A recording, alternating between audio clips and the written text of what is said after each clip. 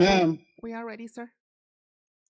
All right. Well, good evening, everyone. Welcome to this regular meeting of the Sunland Park City Council. Today is July 7th, 2026. It is 5:38 p.m. This session is now in order. If I can have the roll call, please. Discrimination quorum. Councilor Armando Mata. Present. Councilor Raúl Telles. Present.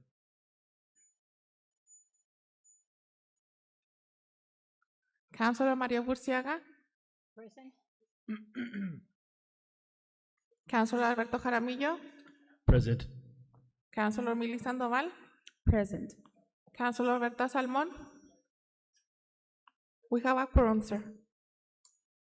All right. Thank you, Carla. And I remind everyone that please speak into the microphones for this meeting. We do have many people online in attendance for the meeting. With that, we can please rise for the pledge. Councilor Jaramillo, if you can lead us, please.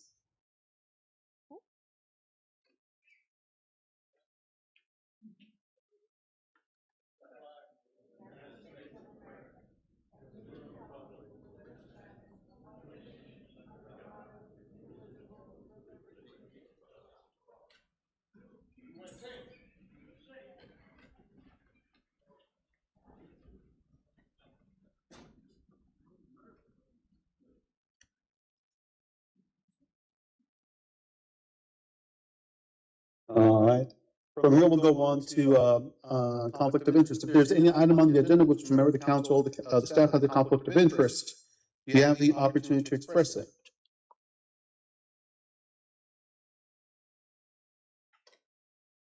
I see none. If you're none, I'll move on to the next item, which is approve the agenda order. At this time, I would entertain a motion to approve the agenda order. Mayor, if you can adjust your mic, you're sounding muffled on our end. It's muffled. Let's see. I'm connecting via the cell phone. I figured that would have been better. Let me try switching devices.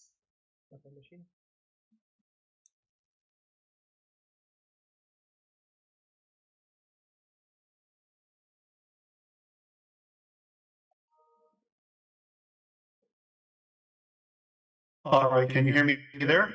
Much better, sir. Is that better?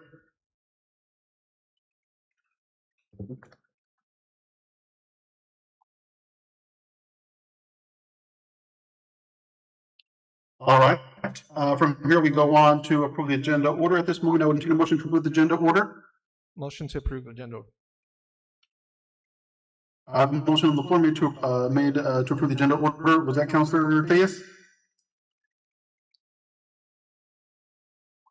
Who made the motion?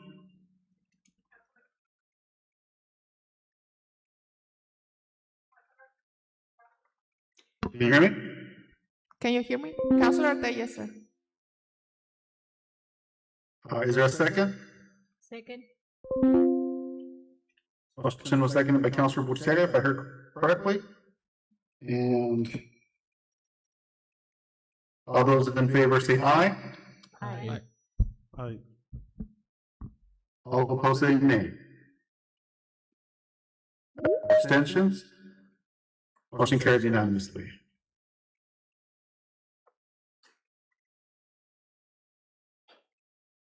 Just a second. My signal might be a little slow on my end. Are you guys hearing me clearly? Okay.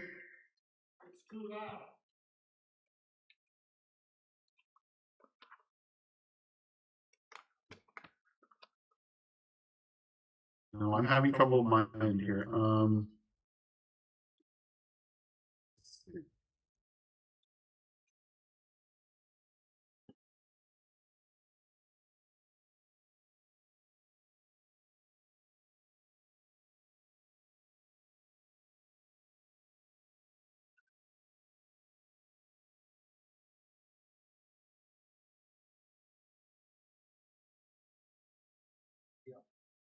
Think that I'm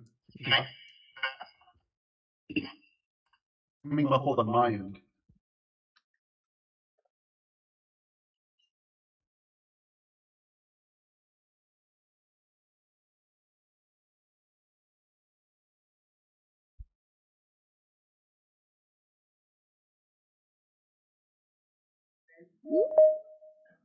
Mr. Mayor, would you please Oh, there, try sorry. testing again? All right, I switched over to the cell phone again because I think the internet is slow where I'm at. But I'm having trouble hearing you guys on the computer. But can you hear me clearly so far?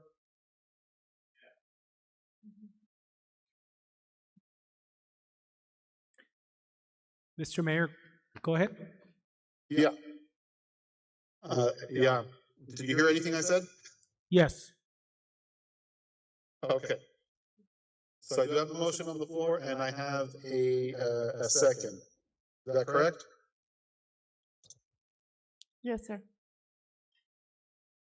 All right. All those in favor of the agenda order say aye.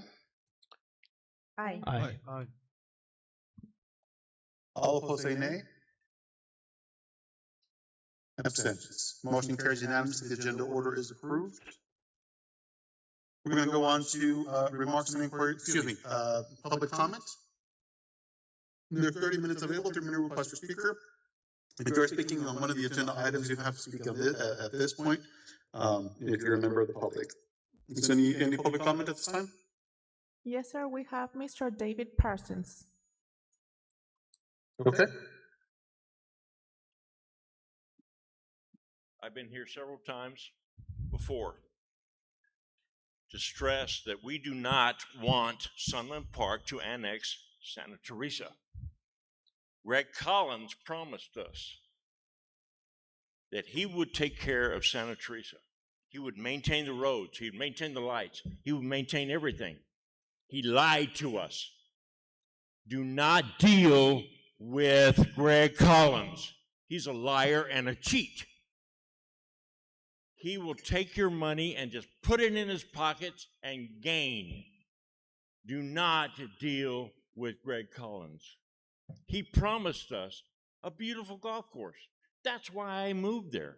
I moved there to play golf. It lasted 10 years. And now I have nothing. Nothing because he lied. What are you going to do? You're going to build houses on the golf course?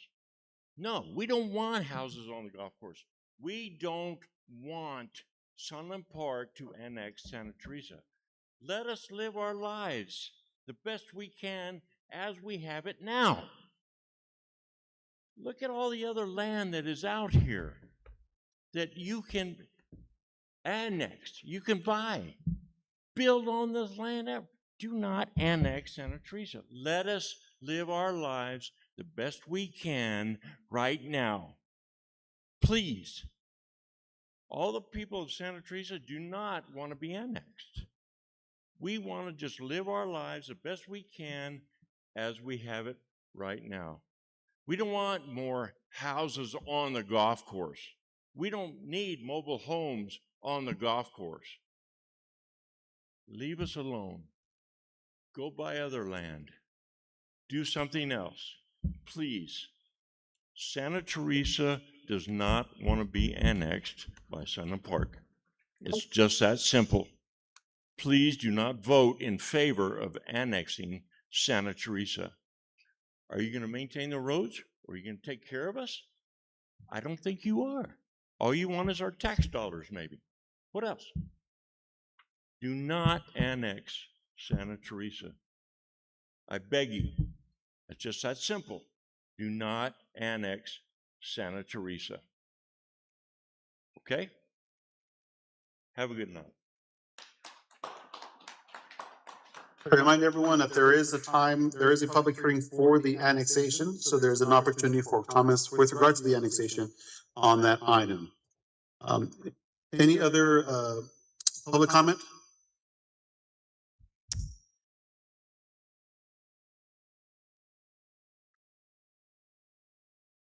Hello, my name is Jim Van Cleve. I'm the Deputy County Attorney for Doñana County. Excuse me, sir. Can you state your name again, please? Sure, it's James Van Cleve for Deputy County Attorney. I'll speak a little bit more on the individual annexation as we get there. I just want to raise a question. It's more for council for item number, I believe it is 15. It's the second annexation, I believe, is on the agenda for today. Nope, I see now it's been removed. Thank you.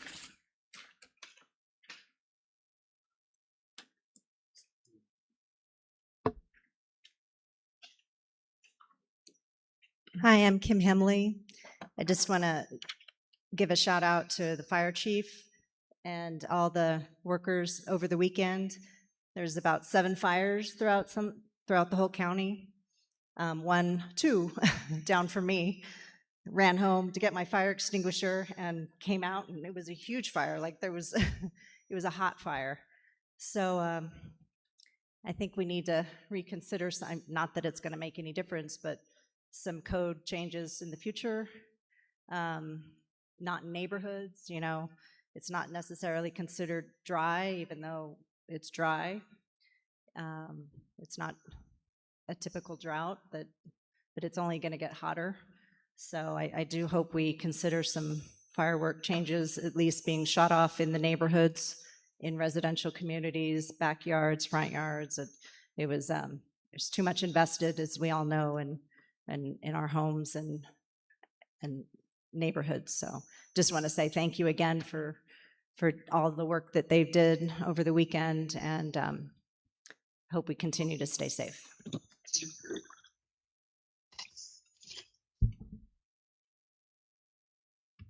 Mayor, we do have 2 people online if you wish to call on those people. Jill, let me just clear if anybody else is on in the audience there. Any public comment, additional comment there?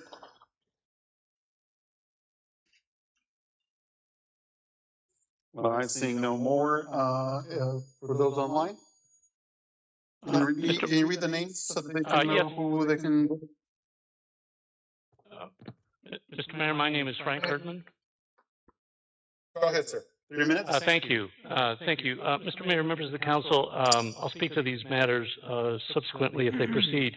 But based on the agenda that's currently posted online, I'm here on behalf of Paseo del Norte LLC and Santa Teresa Land LLC and Christopher Lyons. But I just want to note that based on the agenda that's posted online, items 14 and 16 are posted on the agenda under new business and ordinances. They were not properly posted under public hearing. Those matters do require a public hearing. And so I just want to note preliminarily that those matters should be pulled from the agenda and not considered because they were listed on the agenda improperly, and that's a violation of the New Mexico Open Meetings Act. And so I respectfully request that they be pulled from the agenda. I would note that there's several other items under new business and ordinances that also require public hearings. They're all improperly posted on the agenda, and so those should be pulled. Thank you. I reserve further comment if the council actually does proceed to entertain those matters. Thanks, sir. And who else was going to speak? Yeah.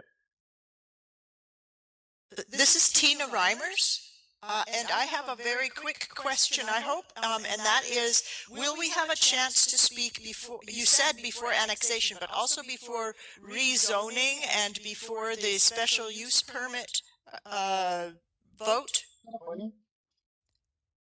That is correct. Any ordinance and any zoning issue has a public hearing component. Perfect. I will just leave my time now and we can get moving. Thank you. Thank you. Luis, did I get everybody there online? We're good, sir. All right. That concludes public comment. We'll go to remarks and by the City Council. Go ahead in numerical order. Go ahead, Councilor Sandoval. Yes, Mayor, thank you.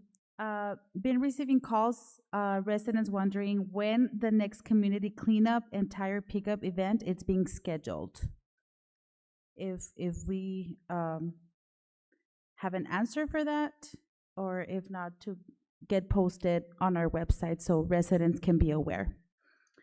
Second, I would like to thank Public Works, Fire Department, Sunland Park PD, Mr. Carranco, Riverside community, and local vendors, and everyone who helped make our very first Sunland Park 4th of July celebration such a success.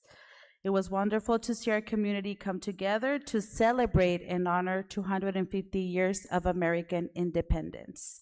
Thank you. That is all, Mayor. Thank you, Councilor. And remember, we're also celebrating the birthday of the city, which was on July 5th, 1983. So the 2 dates that coincide there with that. Councilor Mata. No, I'm good. All right, Councilor Jaramillo. No, Mayor. Councilor Burcia. I'm sorry. Yes, my comment was that I really liked the 4th of July event that we had. Thank you, Mr. Carranco. I know you worked hard to do it.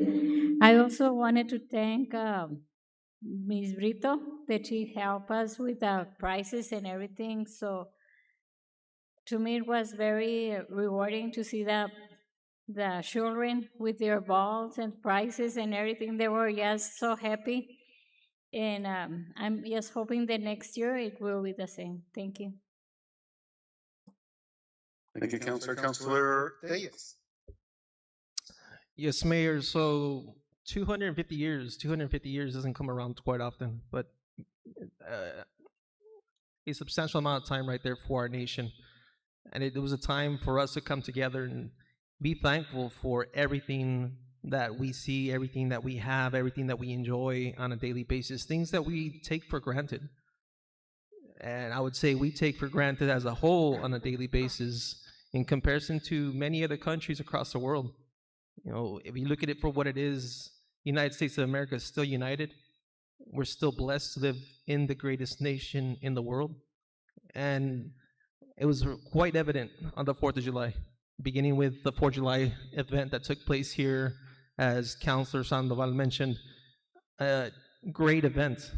There's a lot of thought process that went into it, a lot of staff involvement, a lot of community involvement. And I applaud everybody that was involved in that event. Great turnout.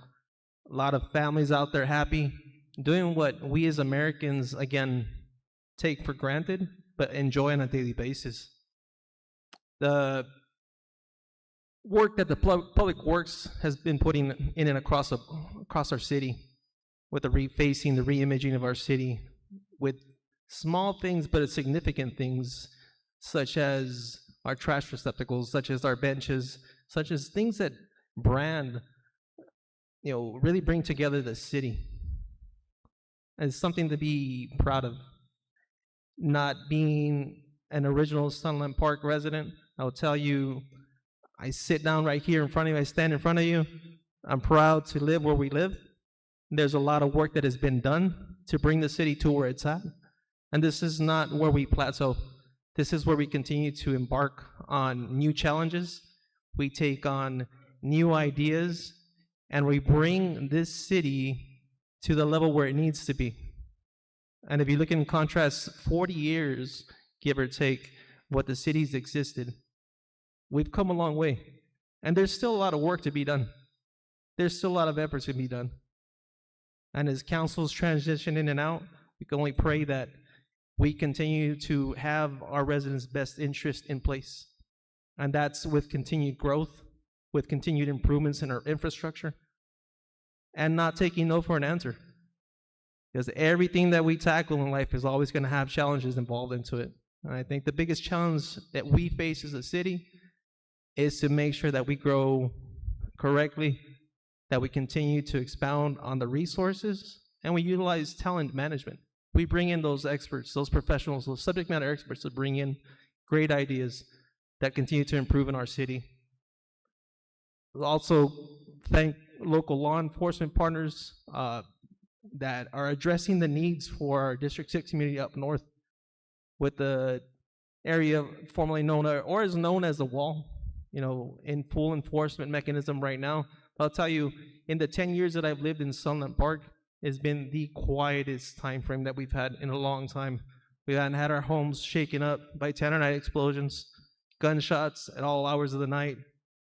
And for combat veterans such as myself, it kind of puts me in the fields, but at the same time, I will tell you, there's people that have not experienced gunshots. They have not experienced being under fire, explosions, against things that we take for granted here in the United States of America. And what we want as residents is to make sure we have that peace and quiet, especially when we invest hundreds of thousands of dollars in our communities. So again, thank you to all of our staff. Thank you to all of our community members that are coming together.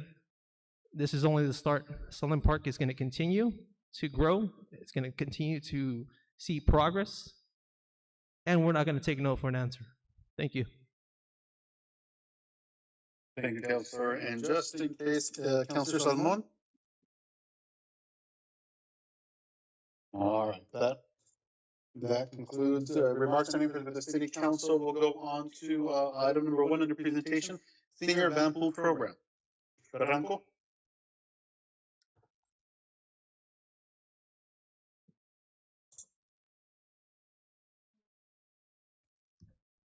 Honorable Mayor, City Council members, Mr. City Manager, City staff, ladies and gentlemen. My name is Daniel Carranco. I am the Parks and Rec Director for the City of Sunland Park. I'm here to present the Senior Van Pool to you. But first, Mr. Mayor, I'd like to begin, if you go to the next slide, please. I'd like to begin with a riddle for you. Riddle me this, Mr. Mayor. I have teeth, but do not bite.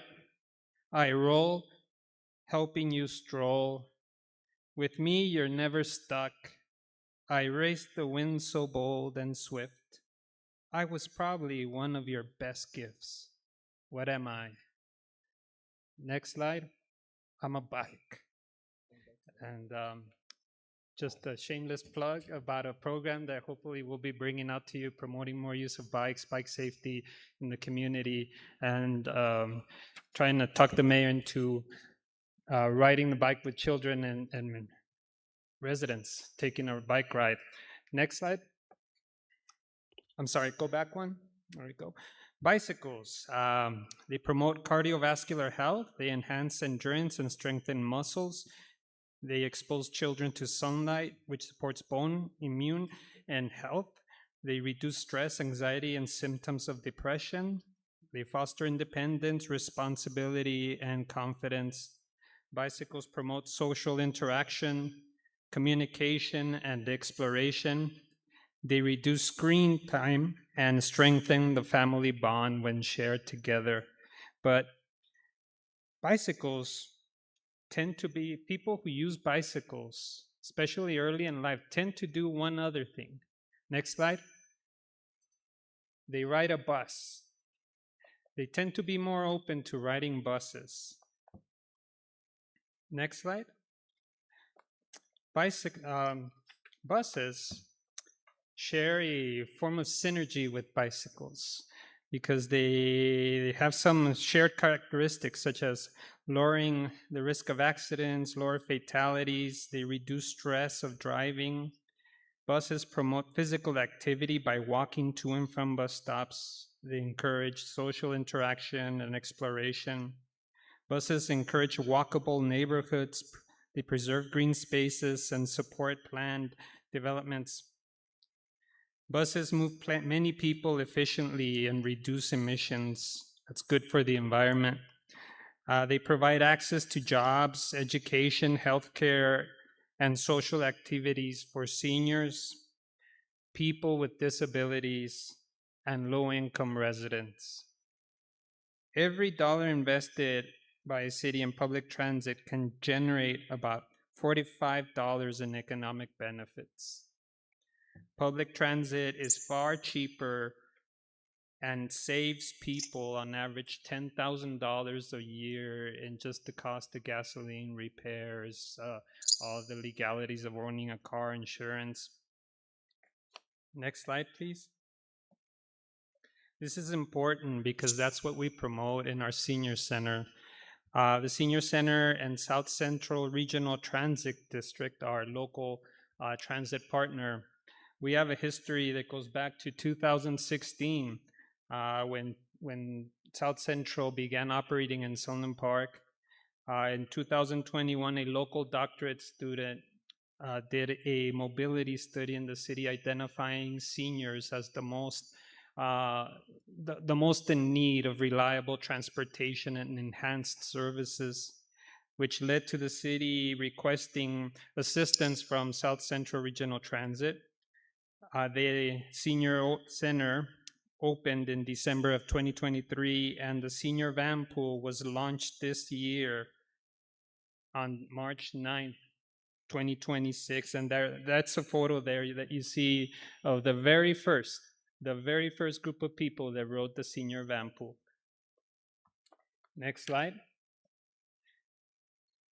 The senior van pool is developing a following among the senior community, slowly, but we are developing that number. Next slide. The senior van pool has opened up not just a reliable means of getting to your home and to the senior center and then back to your home, but it has opened up a world of opportunities for our seniors. Next slide. They have enjoyed days at the museum, learning about artists. Next slide. They have visited monuments, that reflect our history. Next slide. They went to the Senior Olympics in Las Cruces. Next slide. And they've enjoyed picnics at parks. We'd like to take on behalf of the senior citizens and the senior center, say thank you to South Central Regional Transit District for your great partnership. Thank you. Next slide. But this presentation is about the seniors van pool, a great opportunity for us to be able to continue serving our senior community and to enhance services. I'll let Mr. David Armijo of the South Central Regional Transit District speak. I went first because he's a charmer, and once he gets going, I won't get a word in. So, Mr. Armijo.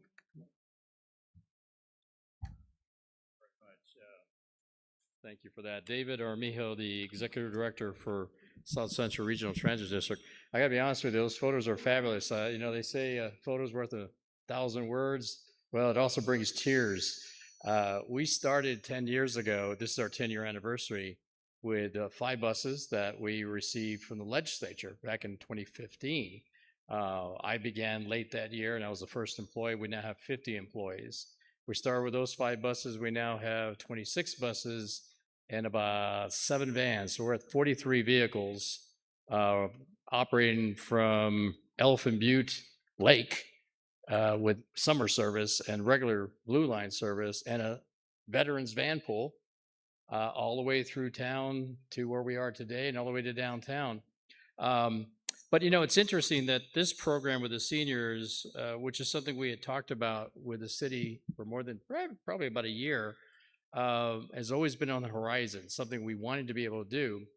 And a couple of things came together, and I know he provided some financials here, but there's more than the numbers. The numbers come to us being able to qualify for a federal grant through the state that we will apply to this program. So that picks up half the costs. So what we're asking for today, of course, is an adjustment to the cost of what we're already getting to get to the number we need to get to. But I think, as you can see, we don't just provide a van program for seniors Monday through Friday, 8 a.m. to about 2 p.m. We extend beyond the 2 p.m. We run special events in the Cruces, the downtown El Paso, and things like that. Few agencies could do what we do. As a regional transit authority, we can cross state lines. We're multi-city. We're regional in that way. We can partner with the city of El Paso Sun Metro, which we do, or their new EPATS program. Or we can work within the city of Sunland Park, which is our neighbor, because we are in Sunland Park with our facility. So I don't want to belabor the points. I know you have a long agenda, and I'm just happy to be here and answer any questions you have. We do believe this is a very viable program.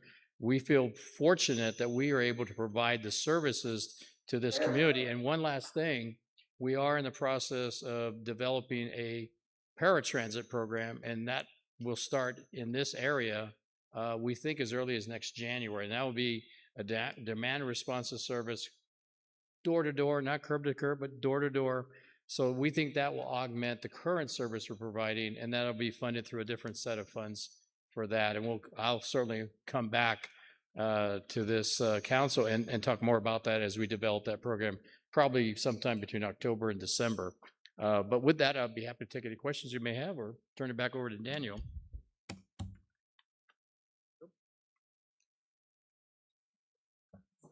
Do we have any questions by the council? Ladies and gentlemen, City Council, you will find a budget amendment when you approve the final budget, which includes the city match of $55,000 for this program. Also, although it's not mentioned in the presentation, I hope you know that none of this is possible. City Council your support is vital and key and has been with us from the beginning. None of this is possible without the support of our state representative, Mr. Lara, the support of Mayor Perea, but most of all, City Council, longtime members like Mr. Jaramillo, the support of Mr. Jaramillo and Ms. Burciaga, Ms. Sandoval, and now our new city councilors. Thank you very much for your continued support of senior services and Parks and Rec in general. Thank you. Thank you. Thank you. Not any questions from the council. I just want to say thank you, Daniel, for your work there, and David, all for the successes that you've been able to bring to the SCRTD, especially in the funding arena. There's so much money that was being left out of not only Sunland Park, but entire Doña Ana County. But because of your efforts, we've been able to tap into those funds to bring a lot of these programs into the city and to Doña Ana County. So thank you, David, and your team for your success there with the transit district as well. All right, with that, we'll jump over to the next item on the agenda, which is the consent agenda. Items on the consent agenda are considered to be routine and will be enacted in one motion unless the council requests an item be discussed and voted on separately. At this time, I'm turning a motion to approve the consent agenda. Motion to approve consent agenda. I have a motion on the floor by Councilor Tejas to approve the consent agenda. Is there a second? Second. Motion was seconded by Councilor Sandoval. Let me have a roll call vote on the matter, please. Councilor Armando Mata, Aye. Councilor Berta Salmón, Councilor Mili Sandoval, Aye. Councilor María Burciaga, Aye. Councilor Alberto Jaramillo, Aye. Councilor Raúl Telles. Aye. Motion carries, sir. All right, motion carried unanimously. The consent agenda has been approved. We'll go on to the next item, which is item number 11 under new business and ordinances. Approval of an ordinance amending ordinance 2024-7 regarding section 11.3 of the Sunland Park Code, City Code.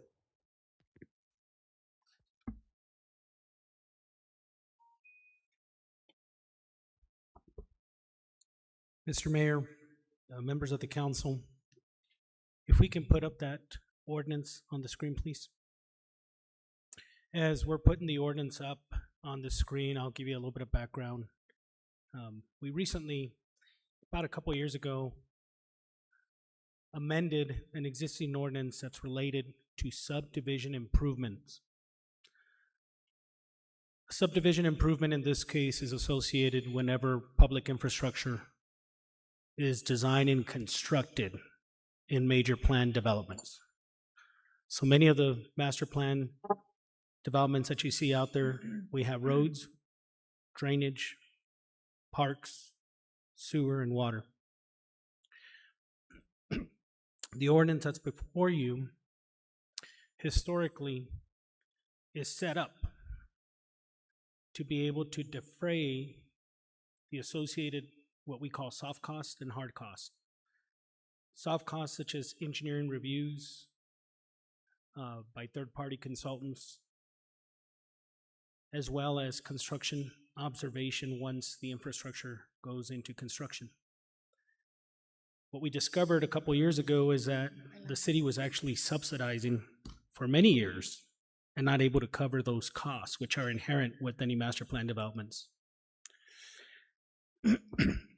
One of the amendments that's been made with this particular ordinance on the fees, and there is a 3% and a 4% fee associated for a total of 7%, which is reasonably in the range of what other municipalities in the state of New Mexico assess, is that we need to make sure under the old ordinance we didn't include sewer and water. However, with the dissolution of CRUA, we're doing away with CRUA's fees, and the city will handle any engineering soft costs and any hard costs because that infrastructure belongs to the city of Sunland Park. Some of the issues we have seen in the past, especially on the north end of town with the newer subdivisions, and I can go out there and drive you, we've seen settlement on roadways that are less than 10 years old. We believe it's due to lack, in some cases, during the installation of sewer and water, and so now we bring all of the responsibility under this ordinance on the city. One of the things I did do with this ordinance, because it was brought forth by the community, the development community, is that we were including GRT in the assessment of the fee. So we've gone ahead and removed that to make it fair, to be equitable. So this new ordinance does not include 3% and 4% does not include a GRT within that. And then lastly, what we also did, if you scroll up just a little bit to the top of the screen. Okay, no, go up. And this is probably more important for the development community because a couple of folks brought up this concern, and it's a valid concern. It says the subdivider shall pay the city upon submission of the preliminary plat a fee in the amount equal to 1% of the estimated cost of construction of such public improvements. Upon approval of preliminary plat, a fee in the amount equal to 3% of the estimated cost of such public improvements. So what we've done is, if to be fair to the developer, they could come in, right, and a preliminary plat could get rejected. And so to assess a developer 3% on a preliminary plat that may get denied would put them at really at an unreasonable financial risk, so we've amended that. So that's really the changes. We've included sewer and water. We've removed the GRT. And we've really defined that first 1% that's paid at the preliminary plat. So I'm happy to answer any questions if you've got any. At this moment, I would entertain a motion to approve item number 11. Motion to approve item 11. I have a motion on the floor made by Councilor Jaramillo. Is there a second? Second. The motion has been seconded by Councilor Burciaga. Discussion by the council on this matter.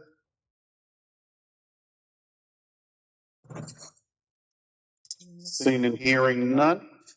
Anybody from the public who wishes to address the council on this matter, you have the opportunity to do so. There's 3 minutes per speaker.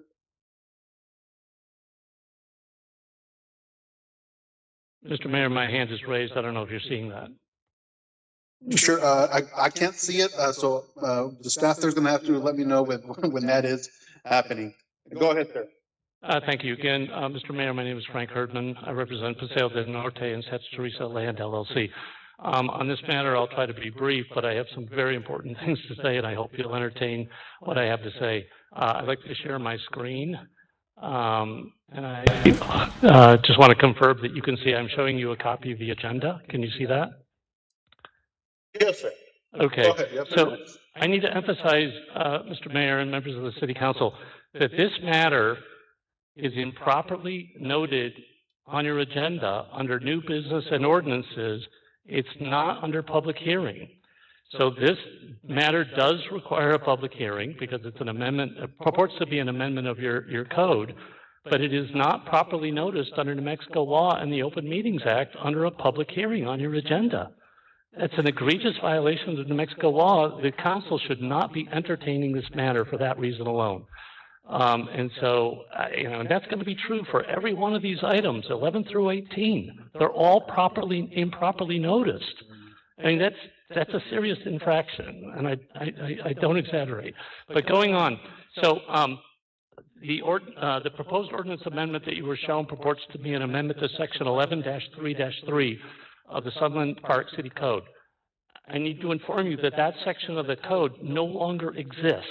All right, allow me to explain.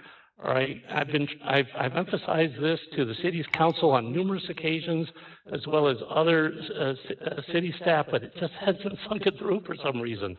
So in November of last year, the city of Sunland Park, the city council, this very body, adopted the new land development code. The new land development code, this is the ordinance that adopted the new land development code. It repealed Title 10 and Title 11 of the code. And the section that you're proposing to amend falls within Title 11. So this is the ordinance that you adopted.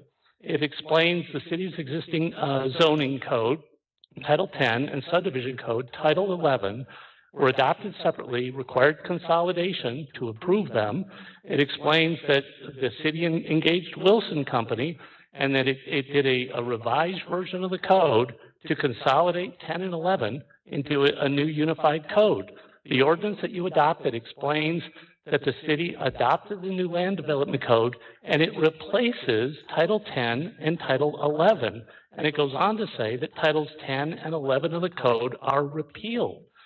So this is the table of contents for your new code. There is no section 11-3-3. This ordinance is proposing to amend a code provision that does not exist. And I've tried to inform the city and the city staff and the city's councilor, Spencer Adam, and the city continues to rely upon the previously repealed Title 10 and Title 11. And you'll see that if we get to the rest of these proceedings that are improperly noticed. So I don't think you should be adopting an amendment to an ordinance that no longer exists. So if you go online, so the city of Sunland Park engaged American Legal Publishing to publish their code, okay? If you go online today and you type into Google Sunland Park City Code, it will take you to the American Publishing website. It will show you Title 11, and it will show you Section 11-3-3. These were all repealed.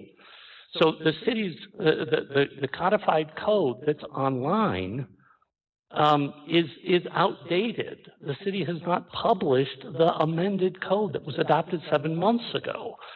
And so on behalf of Mr. Lyons, I'm not trying to thwart development. We're trying to educate the city of Sunland Park that it's relying upon repealed codes. It's improperly noticing meetings. This is not good for solid land development, and growth. So I respectfully request that this matter not be considered. It was improperly noticed. The agenda is flawed, and it purports to amend a code provision that no longer exists. I stand for questions. Thank you for your comments, Mr. Hartman.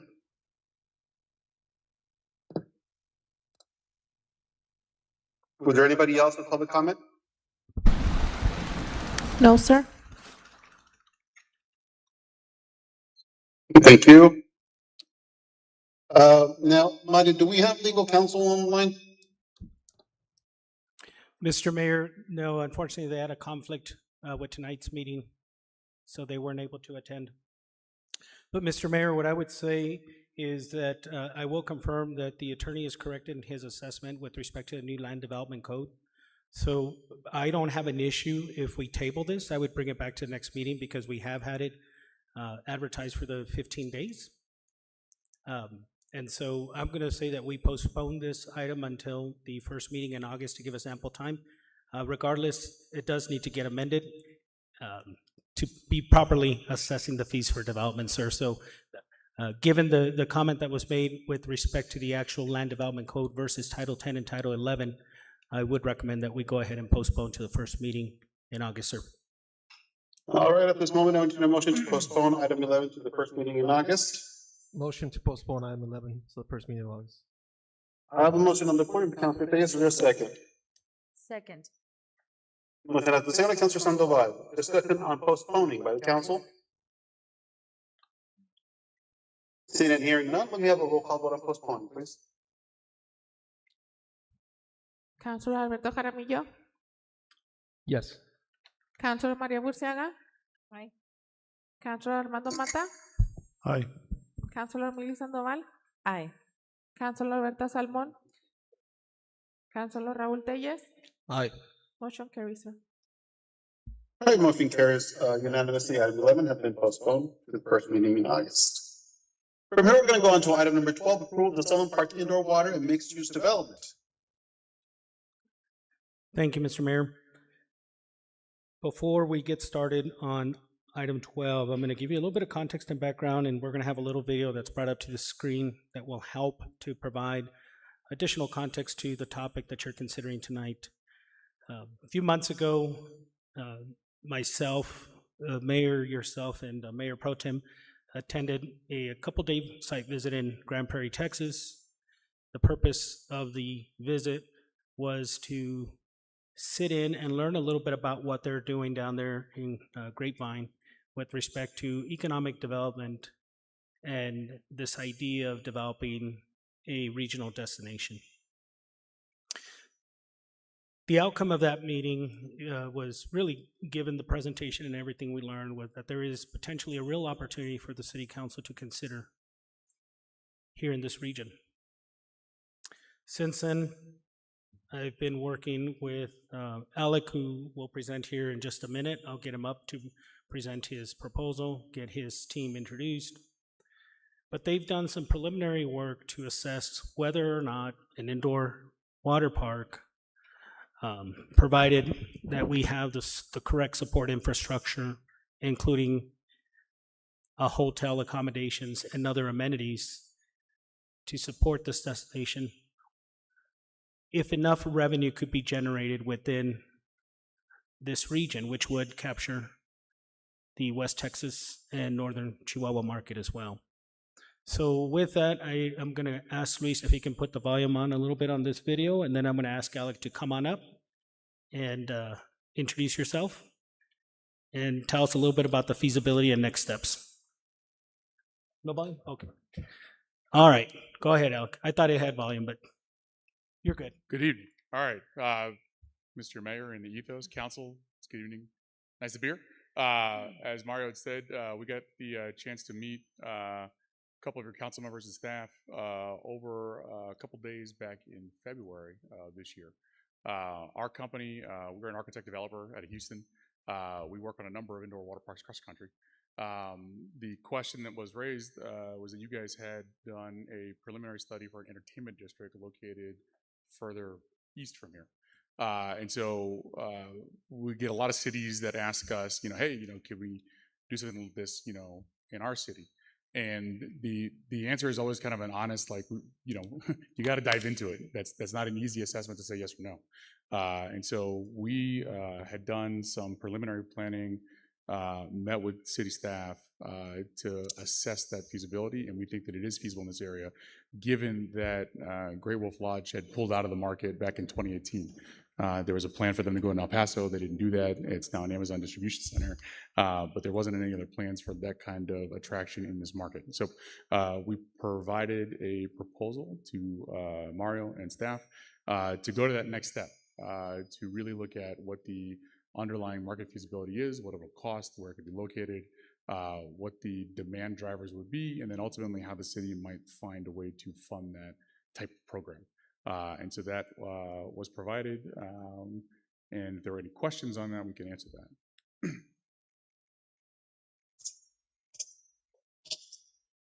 All right, at this moment, I would entertain a motion to approve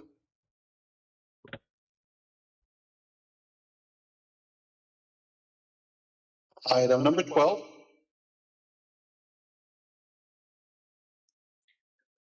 Motion to approve item number 12.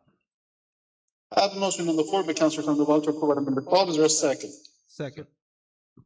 The motion has been seconded by Councilor Jaramillo. Discussion by the council? Make Mayor. a correction to that, Mayor. That'd be Councilor Days. I'm sorry, Mayor. Oh, my apologies. Yes. Okay, so sorry about that, on the correction. But any questions by the council at this time? Or just comment, Mayor. Yes, sir. So having seen this project in person, skeptical at first, this is what prompted the discussion with our city manager to make sure, one, it's feasible. And with any large scale project, we have to make sure the feasibility is there. Why invest in a project that's gonna face plant? We don't want that. What we do want is to diversify the revenue that comes into the city of Sunland Park, diversify the amenities that we have here within the city of Sunland Park for our families, for the region. And this made perfect sense when we saw it in its totality. Looking at it from hindsight 2020, you're looking at this project making Sunland Park a regional location for the area, for the amenities that it offers. And if you get a chance to look up Epic destinations, look up Epic up in Grand Prairie, Texas, you'll see firsthand what we were talking about. And having dialogue with the mayor of Grand Prairie, he described Grand Prairie as a rural community, nothing out there from the suburbs of Dallas up into the neighboring communities. It was nothing out there, farmlands at best. And if you look at it now, this project itself it was the catalyst that brought in many other name brand stores, restaurants, you name it. And the main focus on that one is family. Is a location you can take your family to enjoy. Restaurants, water parks, you name it, it's out there. It was a great location, and I think it's a smart move for the city of Sunland Park to venture, to look into it. Thank you. Any other questions for the council?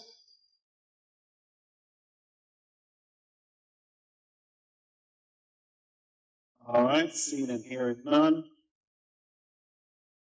Just check here. We have this noted as a resolution, is it just a contract agreement?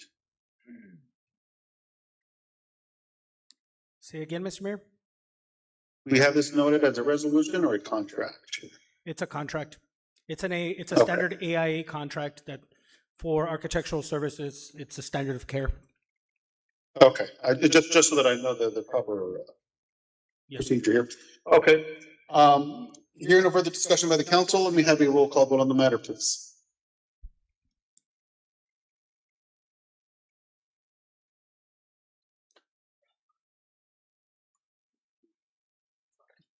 Councilor Alberto Salmón. Councilor Alberto Jaramillo. Yes. Councilor Mario Burciaga. Aye. Councilor Armando Mata. Aye. Councilor Mili Sandoval. Aye. Councilor Raúl Telles. Aye. Motion carries, sir. Motion carries unanimously. Item number. Well, sorry, I'm switching. I have one screen here and I'm running the meeting on both.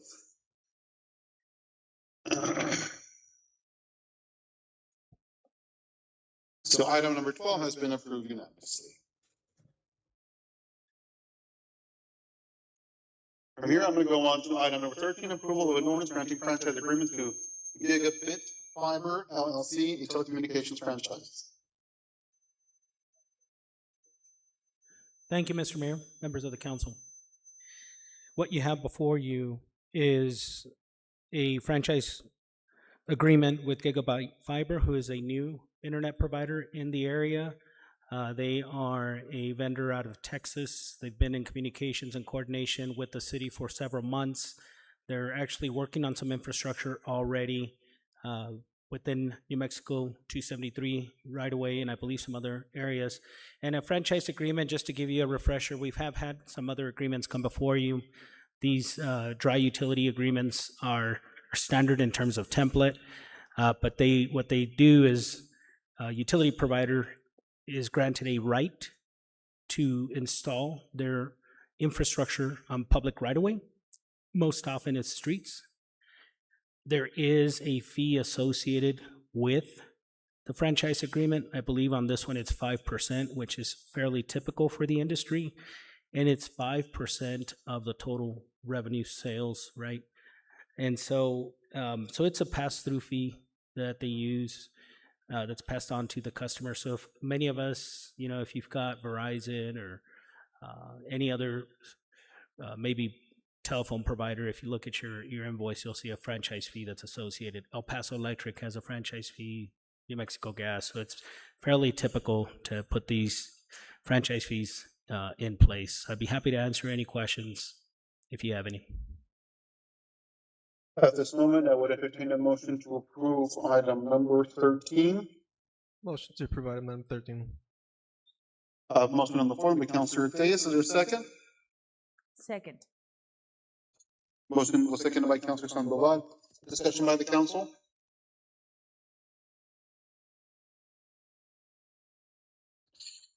Seeing and hearing none.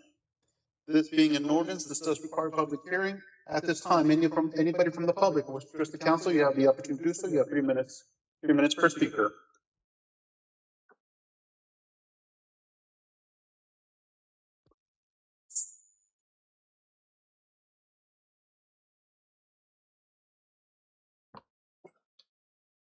Is there anybody there? I can only see the councilors from here. There you go. No? All right. All right. Seeing and hearing none, the public hearing portion of this item is now closed. Hearing no discussion by the council, any further discussion, let me have a roll call vote on the matter, please. Councilor Milly Sandoval, Aye. Councilor Raúl Tellas, Aye. Councilor Armando Mata, Aye. Councilor Berta Salmón, Councilor María Burciaga, Aye. Councilor Alberto Jaramillo. Aye. Motion carries, sir. Thank you.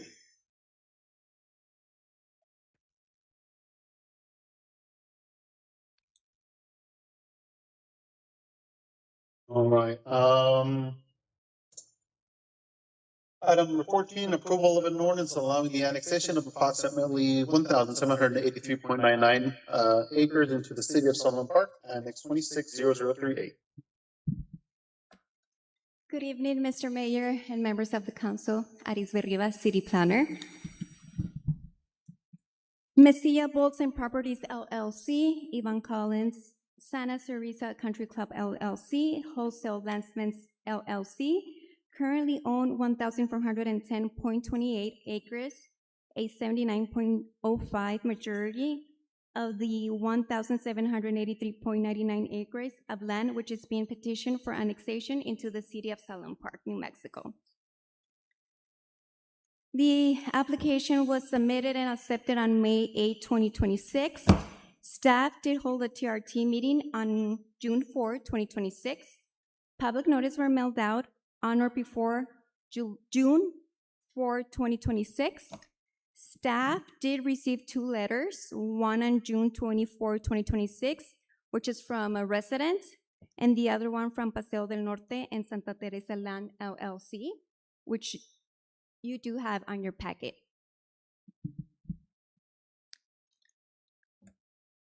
The next slide, it's a timeline of the annexation. Next slide, please.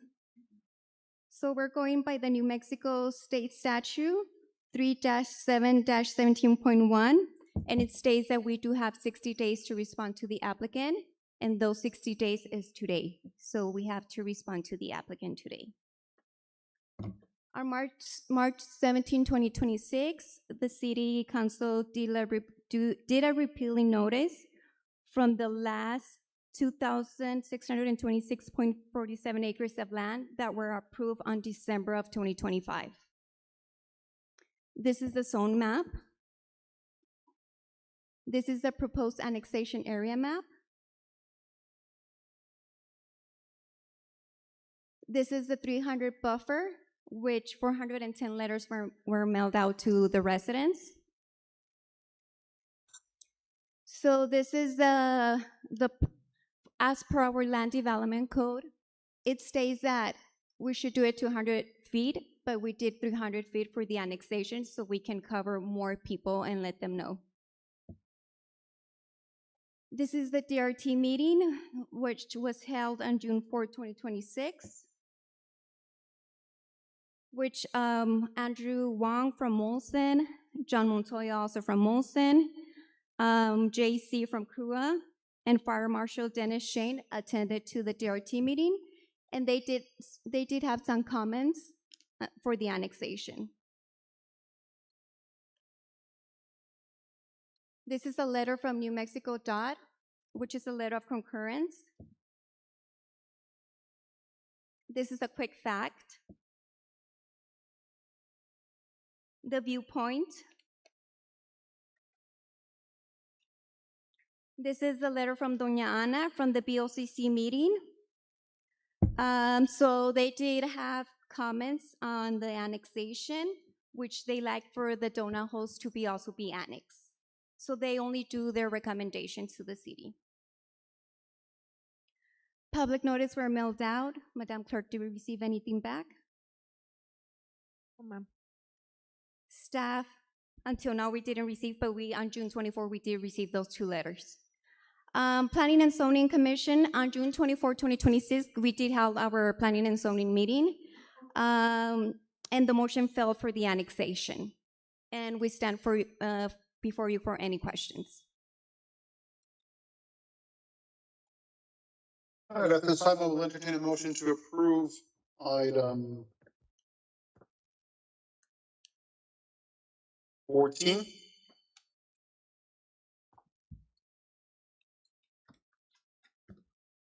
Motion to approve item 14. I have a motion on the floor by Councilor, now was that Councilor Jaramillo this time? Yes. All right, Councilor Jaramillo, is there a second? Second. Motion has been seconded by Councilor Murciaga. Discussion by the council? Mayor, this is Councilor Jaramillo. Yes, sir. Thank you. Correct. Why, what was the reason why planning and zoning denied this? What was the reason why? I'm sorry? Planning and zoning denied this. ¿Por qué lo negaron? Why did It they was the deny it? motion failed. So Planning and Zoning only do the recommendation. So on June 24, the motion failed. Oh, so it was not because they denied anything. It's just No, because it's of the just motion. a recommendation. Not enough commissioners, or just they didn't get a second. What was that? They didn't get a second, or it just didn't make a motion at all. A motion, yeah, it was denied. Motion failed. Okay. Thank you. With no basis though. No. They didn't say why or anything. No, no, any comments or nothing from them. Thank you.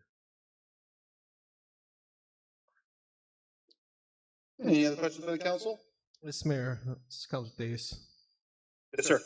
So, what were the recommendations or the comments made by the BOCC in regards to this annexation?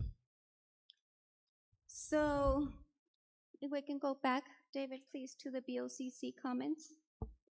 So there are like 3 donut holes, which are Casa Bella, the Santa Teresa subdivision, El Mirador subdivision, and Santa Teresa subdivision, and the Viewpoint subdivision. So they're donut holes, and they want for it to be annexed as well.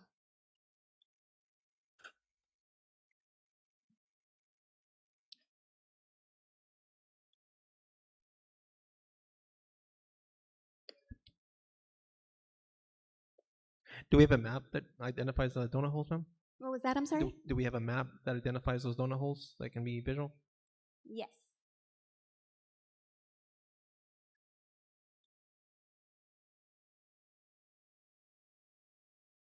If you see on the screen, the ones that are like white,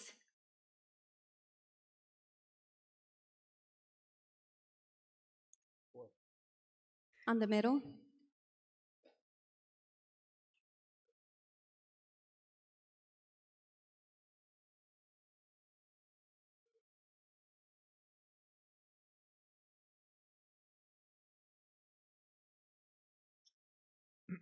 Please, can we zoom in on those?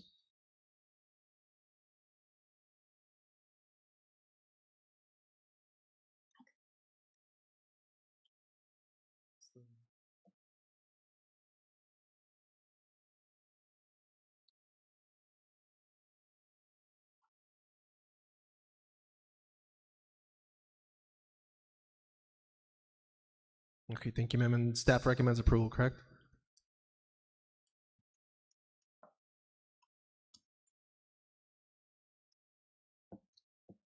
I want to clarify, that's approval of the application, not the annexation of those territories that are not included in the petition.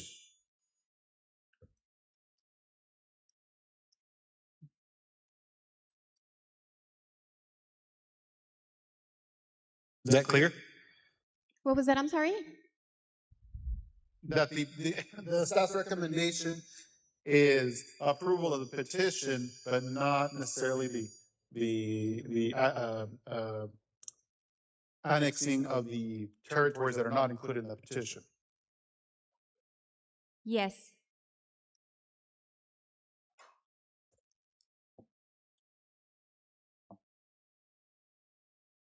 Do you have any other questions, Councilor Tejas?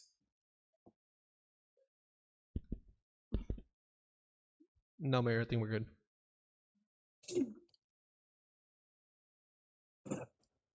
Any other questions by the council?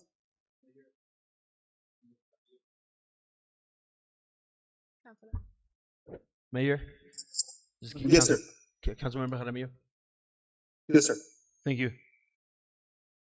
You mentioned that an entity or who did you mention want to annex? Who wants to annex? So it's Messia Bolson Properties LLC, Yvonne Collins, Santa Teresa Country Club LLC, and Wholesale Lands Investments LLC. But you're not talking about the donut holes, right? Oh no, not You're that just talking donut hole. about the annexation itself. Yeah. That's why we have this application. I'm sorry? That's why we have this application, Yes. because you're one. Okay, I thought I understood that somebody from the area of the donut holes wanted to. Oh, no, no, no. Okay, thank you. Doña Ana, the BOC only does their recommendation as well. Okay, now you mentioned that the county or the letter, the response of the county, well, they have their own jurisdiction. We have our jurisdiction. Yeah. And we don't answer to them as they don't answer to us. Mm-hmm.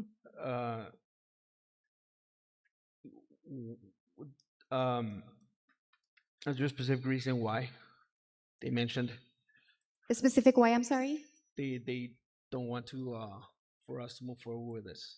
Well, it's because it's only a recommendation for them. It's not like we have to follow what they say. It's only like a recommendation for the city of Sunland Park. Okay. Thank you. Thank you, Mayor. I just want to clarify, it's by statute, we have to, any annexation has to go to the commission for review and recommendation to the city of Sunland Park. Now we have to take it, I mean, we have legal counsel from the county present there. I'm not sure if he would like to comment on your question, but we do have to take it for what the value of the letter is, and that is what we have to consider. Thank you, Mayor. Any other questions by the council?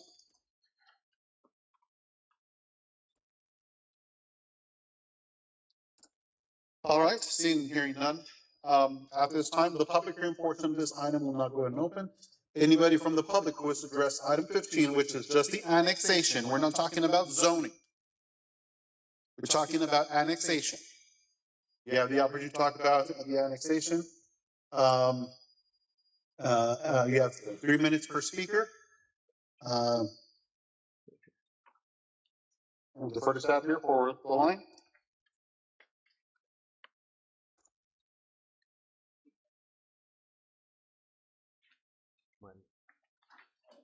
Do you have any speakers? Mr. Mayor, I don't know if you see my hand raised. This is Frank Herdman again on behalf of Chris Lyons and his entities. Go ahead, sir. You have 3 minutes. Thank you. And I ask the Mayor's indulgence to finish my presentation. Again, I don't want to sound like a broken record again, but once again, this item is listed under new business and ordinances on your agenda for today. It's not listed under public hearing. There's a very important reason why items are listed under public hearing if there's going to be a public hearing. That tells New Mexico law the city council should not be hearing this matter because it violates the Open Meetings Act and it violates very well established notice requirements under New Mexico law. I think that that's self-evident, and I think it's unfair to your constituents, frankly, in all due respect. So without waiving that, I also want to explain that, this is the annexation map, okay? These are not donut holes. These are massive areas of land shown in with the red X's that constitute enclaves that will remain landlocked within the county's jurisdiction, okay? There's 5 of them, and there's a substantial acreage. So let's look at the Sunland Park Biannual Comprehensive Plan that this body adopted earlier this year. All right, the plan explains that the purpose of the plan is created with the general purpose of guiding and accomplishing a coordinated, adjusted, and harmonious development of the municipality, which will, in accordance with existing and future needs, best promote the health, safety, morals, order, convenience, prosperity, and general welfare, as well as the efficiency and economy in the process of development. And it expressly states that the comprehensive plan is a comprehensive implementation roadmap to achieve the community's aspirations. These are your words, and this is the document that is intended to guide the future development of your community. It expressly states under the core land use policies and existing requirements that when it comes to annexations, you have instructed, and as an important guidepost for future development of your community, to eliminate unincorporated enclaves within the city. So this proposed annexation doesn't eliminate them, it creates them. It creates 4 massive enclaves that are going to remain a part of the Santa Fe County. In all due respect, that flies in the face of your general plan that you adopted just months ago. In addition, you can start closing your statements. I will. Yes, very briefly. In addition, your plan states that when it comes to annexations, you're supposed to coordinate with Water and Wastewater Utilities Department. There's been no mention of that whatsoever. And under New Mexico Statute 3-7-17.1, it's mandatory. It states that the city shall consider the impacts of county contracts and services, including fire protection, solid waste, water, and sewer when evaluating an annexation. There's been no mention of that whatsoever. And as a consequence, in all due respect, this should be denied, and I stand for questions. Thank you. Steph, can you give me the time on that? Yes. We have one How more, long sir. did he? Yeah, but how long did he go, Mr. Herdman? 3:30. How long sir. did he speak? 3:30. Okay, I have to be fair to everybody. I have to give everyone 3:30. Okay, next speaker.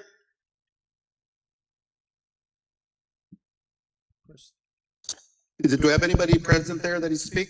Chris Lyons, Santa Teresa Land. I represent Santa Teresa Land in Paseo del Norte. This is exactly why we need to have more workshops, meetings on big items like this.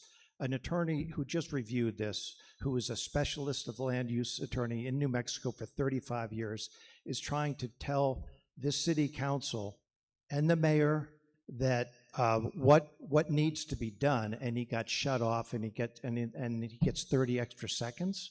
No, we need this. These are things that take 6 months to a year, year and a half, with a lot of community input to do stuff like this. You know, I keep hearing that we have to do this for 60 days because the developer asked for it. Well, how about the developer and the landowners getting the donut holes community, the people in the donut holes, to come together and come up with a plan that includes their input instead of a 3-minute speech here where they don't want to be part of Sunland Park, which is nonsense. I don't think that's the issue here. The issue here is people need stability, certainty. With the land development code, it is broken. It's just absolutely broken, and you're going against your own strategic plan that you just approved, which Frank just said. So we're not just making this up. This is serious stuff. And if we're going to work together as a community, put the onus on the developer when he comes to you with these proposals and submits them to not put the mess in your lap, but to fix this thing before it even gets here. Thank you. Thank you. Anybody else? Well, I see time Reimer's here, but anybody else there in the audience? My name is Bill Hagan. I represent the applicants. Wasn't given a time to speak before the public comment, so I'm going to take that opportunity right now. Mr. Lyons and his attorney are not hired by the city to give you legal advice. They just want to. The right to petition government for actions is constitutionally protected. And these petitioners, 4 of them, owning 79% of this land, have asked the city to take them into their domicile so that we can plan and you can plan what this city should look like. The city needs every opportunity to look forward and say, this is the shape of our city. Anybody, like the Board of County Commissioners said, we've got some donut holes here. You guys need to take consideration, and if you want to, bring those people in. We'd like to see that happen. Well, if those people want to petition, they can, 51% of them, or you could annex them involuntarily, which they would raise hell about, and we would have to listen to that conversation too. They already said they don't want to be annexed by their representative today. So we're going to hear a lot about a country club that went defunct. We're going to hear a lot about the fact that CRUA was not considered, but they were at the DRT meeting and they said, no, we understand and we'll take this one step at a time as you bring the subdivisions. We've heard about fire and police protection, which is voluntarily given to the citizens of Sunland Park, Santa Teresa out there without them paying a dime for it. So you're already providing services and they're not even appreciating you. They're violating every opportunity to come into this city, as Mr. Lyons has tried to make sure that he does not have to come into the city and he does not have to support you. So I wouldn't listen to them. I would listen to the people that want to be part of this city, who are willing to comply with the regulations, who have made petitions under constitutional law in the state of New Mexico, and that constitution in the state statute says you have 60 days to consider. We don't have the option of saying 60 days. The state law says it's 60 days. And you don't have the right to say, well, go ask the citizens if they want to come in there, because they don't want to come in, so we don't go. We couldn't get enough votes from the people. It's one man, one vote. So there's a lot of things that these petitioners have a right to develop their land. And they're asking to do that as a part of this city. Now, we can develop the land outside the city. It's D1L zoning. We can put mobile homes out there. We can put commercial property out there. We can do anything we want to out there as long as we comply with the code. So those people aren't going to like that either. So the question is whether we want a decent development and whether or not you want to build this city. They asked the Planning and Zoning, which was a public hearing held on June 24th, and covered this item with multiple speakers, and it was very simple. They said, we want stores, we want hospitals, we want doctors out here, we want services. Well, stores and all those people, they follow houses. If we build the houses, the businesses will come out here. If we don't have the houses, we don't have the population, they won't come. It's that simple. So we're here, 4 people owning 79% of this 1,700 acres, plus or minus, and saying, make us part of the city, and we'll build a community that will make it work for everyone. Every one of these people are going to come up to the next plat filing, and we're going to address their concerns at that point in time. These are not things that are needed to do today. The question before this board is, do you want to expand this city, and do you want this land to be in it? Remember, the city of Sunland Park protested in the new town.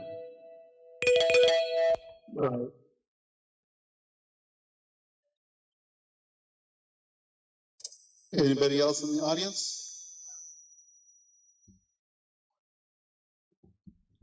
Hello, Jim Van Cleve, Deputy County Attorney for Diana County. I would like to echo Mr. Herdman's concerns regarding 3-7-17.1E, especially as it regards the water commitment that either the county or the city or jointly that they will have through some kind of joint body in the ongoing litigation and the ongoing negotiations regarding the dissolution of CRUA. I would especially urge the council members to look at the third line item from BOCC's letter dated June 9th. That's certainly not a direction that we want to go into. We want to collaborate and make sure that all citizens in Diana County have access to their water. But I think that particularly in the way that this particular annexation petition is presented with the massive patch holes, that is going to guarantee problems in the future. And just as a reminder, both the applicable subdivision C, subsection D is a requirement for the council to consider, as well as the individual requirements in E. And I just respectfully but emphatically urge the council to consider whether or not it's been presented adequate information to ensure that it can provide the services, especially the water services, and to take special note of the patchwork nature of this annexation. Thank you.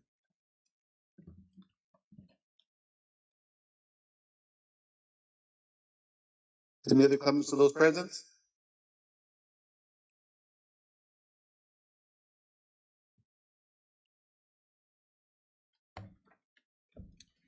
If there's anybody else in the audience who's going to speak, if you can start lining up behind, because I know it's a long agenda here. But go ahead, state your name for the record. Go ahead. Mayor, we have one more.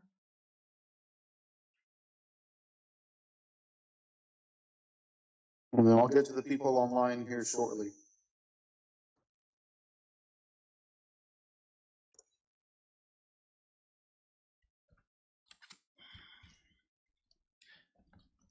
Give me just a second to get ready. I'm Bill Roberson, one of the property owners in Feather Moon Drive in Santa Teresa. I'm one of the in the donut hole. Thank you, Mr. Mayor, members of the council, for allowing me time to speak. For many of us, this is the fourth or fifth time that we are speaking to council or staff concerning the annexation, rezoning, and the elimination of the park that is the Santa Teresa golf property. We, the property owners and taxpayers of Santa Teresa, will be the ones most affected if you decide to proceed with annexation and development.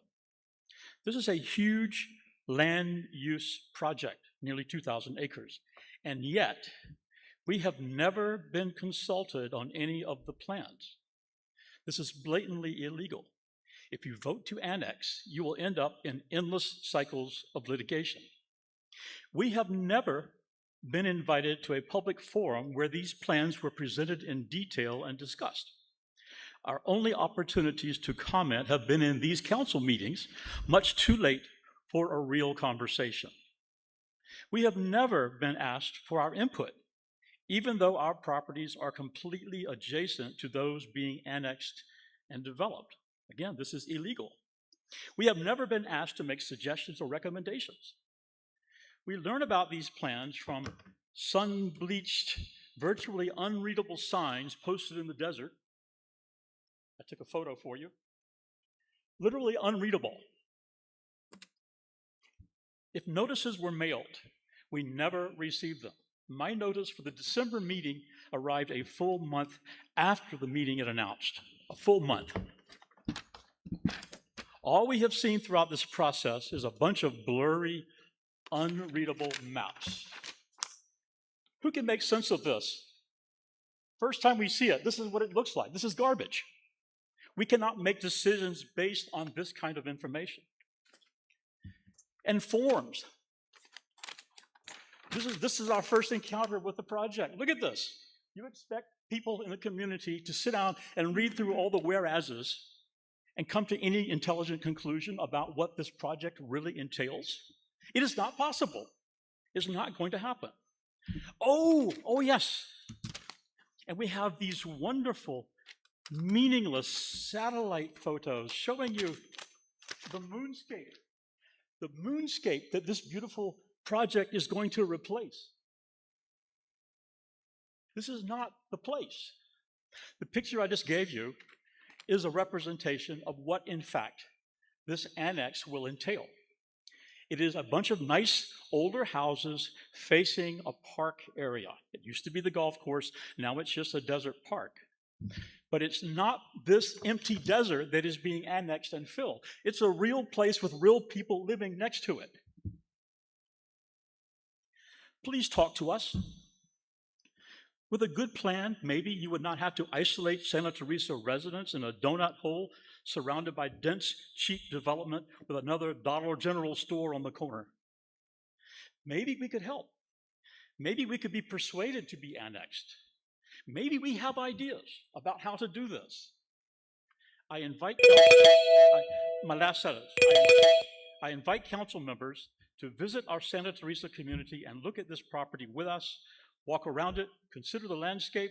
Please come and see what will be destroyed before making decisions to annex and develop. Please come and see what will be created with proper planning, and then join us in a conversation about how an eventual development might fit with your community plan. I need to be fair with the time. Thank you, sir.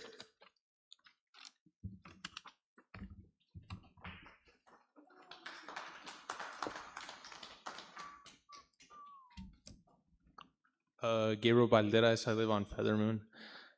My problem has been, from the very beginning, this has been in bad faith. I'll give you an example. The first meeting we were supposed to have, it wasn't even a talk about the development. You guys were already voting to annex the land. It was in December. A lot of people were off to the holiday. In fact, there was a bunch of council members that weren't even there. They were through Zoom. Speaking of, the fact that Javier Pera doesn't have his video on through Zoom, I mean, what are we doing? Aren't you at work? Anyway, beside the point. Clearly, you guys can tell because there was a few council members she just gave.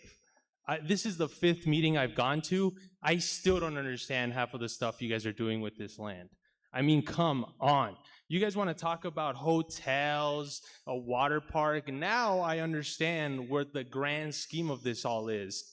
You guys need houses to support all the other things you guys are already approving. Look, I just implore you guys, drive around Sunland Park. Does this look like a place that's ready to expand? There's a saying, how about you water your own grass before you start watering somebody else's? There's plenty of stuff to do here in the city if you guys want stuff to do. Plenty. It's not ready to expand. To expand would honestly be pretty careless, irresponsible. And the last thing I'm going to say is I'm pretty bothered by a comment Raul Tellez made earlier today. You said, by any means necessary, the city will grow. Do you understand how critical of a statement that can be, how dangerous of a statement that can be? I'll give you an example. I want to invade this country's land, and I want that land by any means necessary. I'm sure you can understand the heaviness of those words, and yet you said it. In my opinion, that sounds like a conflict of interest. He literally just said, no matter what, we're going to build this land. No matter what, we're going to grow this city. It doesn't matter if it's irresponsible. It doesn't matter if it's rushed. None of it matters. It's about building. It's about growing, even when you guys aren't ready. Thank you. Anybody else from the audience there? All right, we'll go ahead and go online. Mr. Mayor, we do have Ms. Crowder. She's making her way to the podium, sir. If you would just bear a second. Correction, Ms. Crowder, just yield to a gentleman, and then she will go right after him. So, Ms. Crowder, if you would maybe stand behind him so that we can... Set your timer. Yeah. Okay. Unfortunately, I can't see beyond the podium. I'm Daniel Sepulveda, MD. I'm a doctor, and I live at Santa Fe. Now, I moved up there, and it's very nice. It's quiet, okay? I had to come down because El Paso is doing what you guys are planning to do. They're building up. They're raising taxes. Okay, sorry about that. Okay, thank you. El Paso is doing what you guys want to do. They're raising taxes.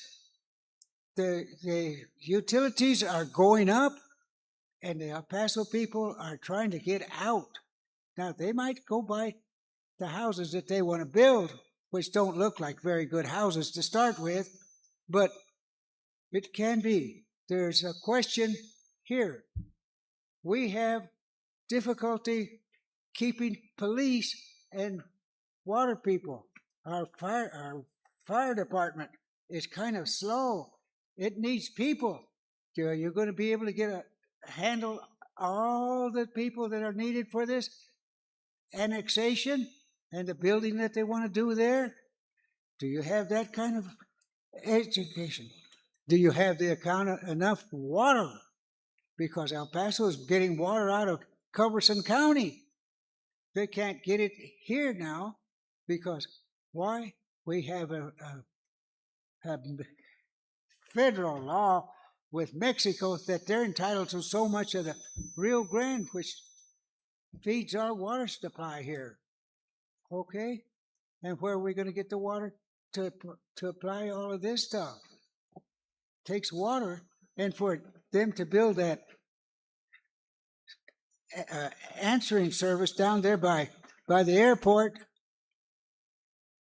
that's going to take a whole lot of water and a lot of energy. We're going to get everybody here, including everyone in this council, your taxes are going to go up because you have to pay for it. And I thank you.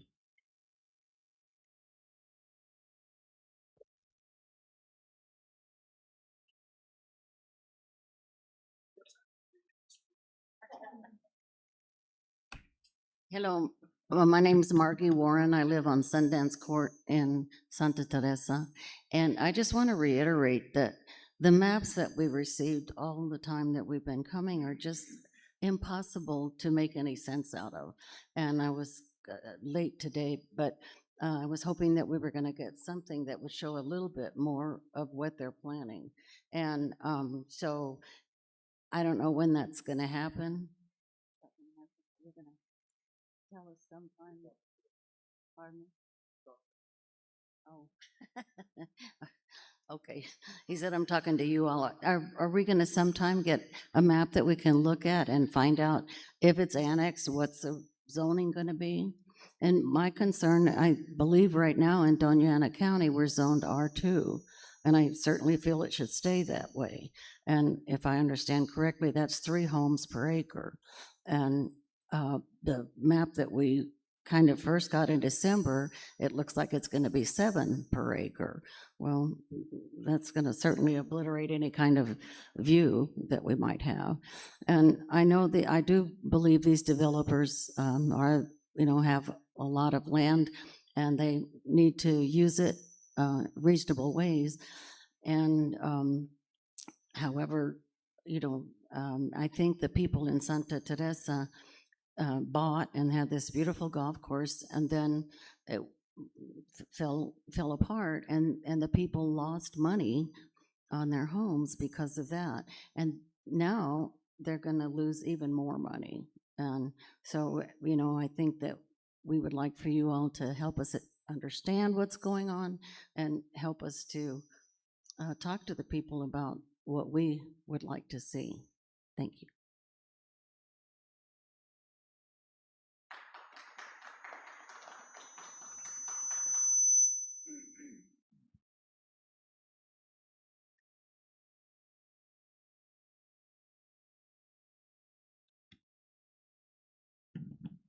Can you hear me now? Or can you hear? Okay.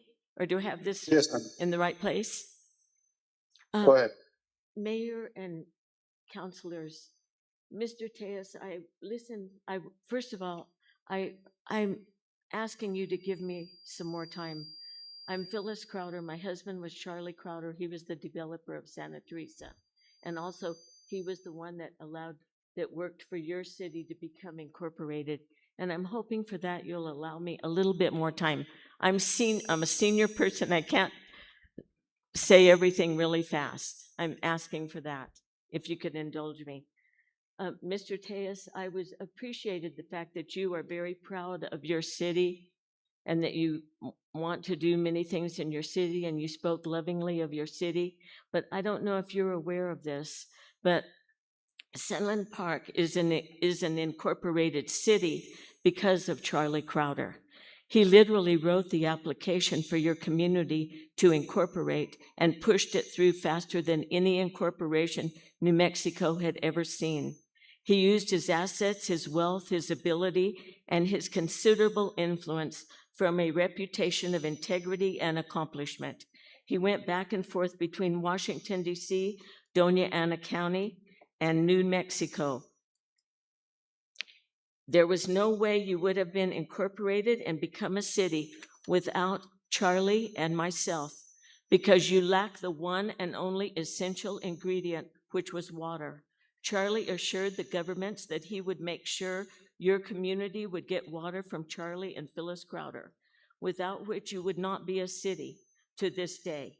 At one time, he gave your community 2,500 acre-feet of water that belonged to us. Put the pencil or the adding machine to, or the adding calculator to that.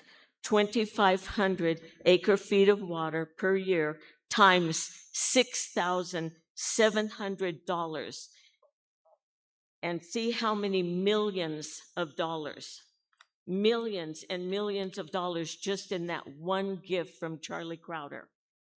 That amounted to. He built and provided you a water tank and distribution of water system. You can ask David Martinez, your first mayor, if everything I'm telling you isn't true. David Martinez came to us before you were a city. He was your first mayor and asked us for help. And Charlie Crowder did everything in his power to make you a city. He then, if you can ask him if everything I'm telling you isn't the truth. Then Charlie went on to get the port of entry, the international airport, the railroad to change its railroad yards from El Paso to Santa Teresa, thousands of acres of companies and business providing jobs for Sunland Park residents and others. I won't be too long, but I need a little more time than that. I have to be fair to it, because if I give you more time, I have to give everybody more time. So I have to stick to the time limits here. I took about 10 seconds there. You have 10 seconds there. Miller, I go ahead and cede my time to Mrs. Crowder. Oh. That's not how that works. I'm sorry. Thank you so much.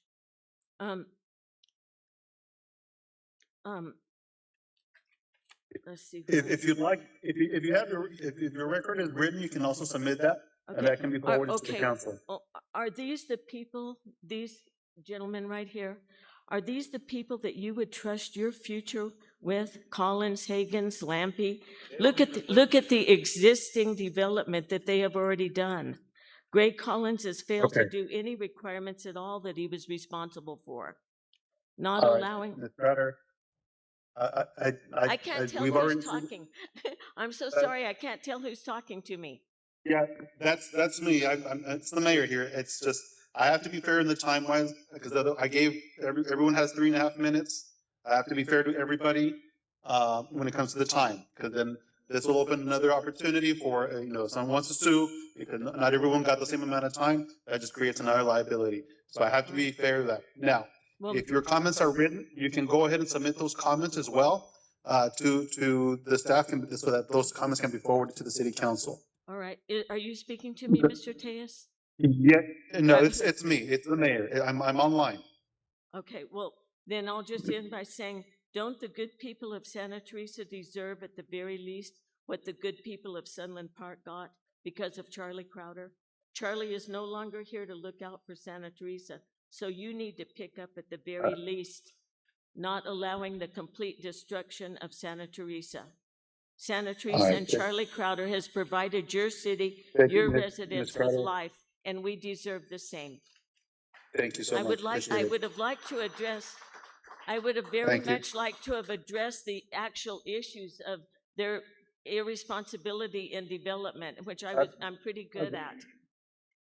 I think appreciate it, but I have to be strict on the time. Yes, I just think I deserved a little bit more time for something so important and what I've given to your city.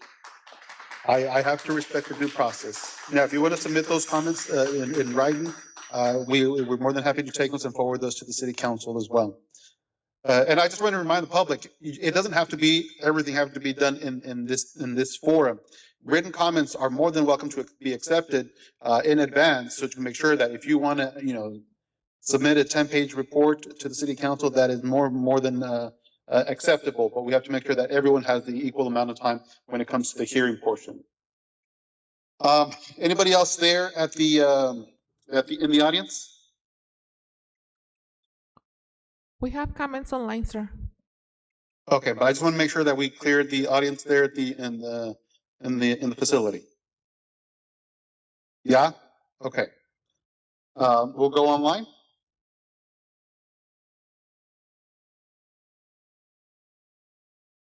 And then I can't see everybody Okay, online, so is this Tina?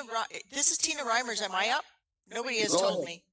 Go ahead. You're the first to speak. Go ahead.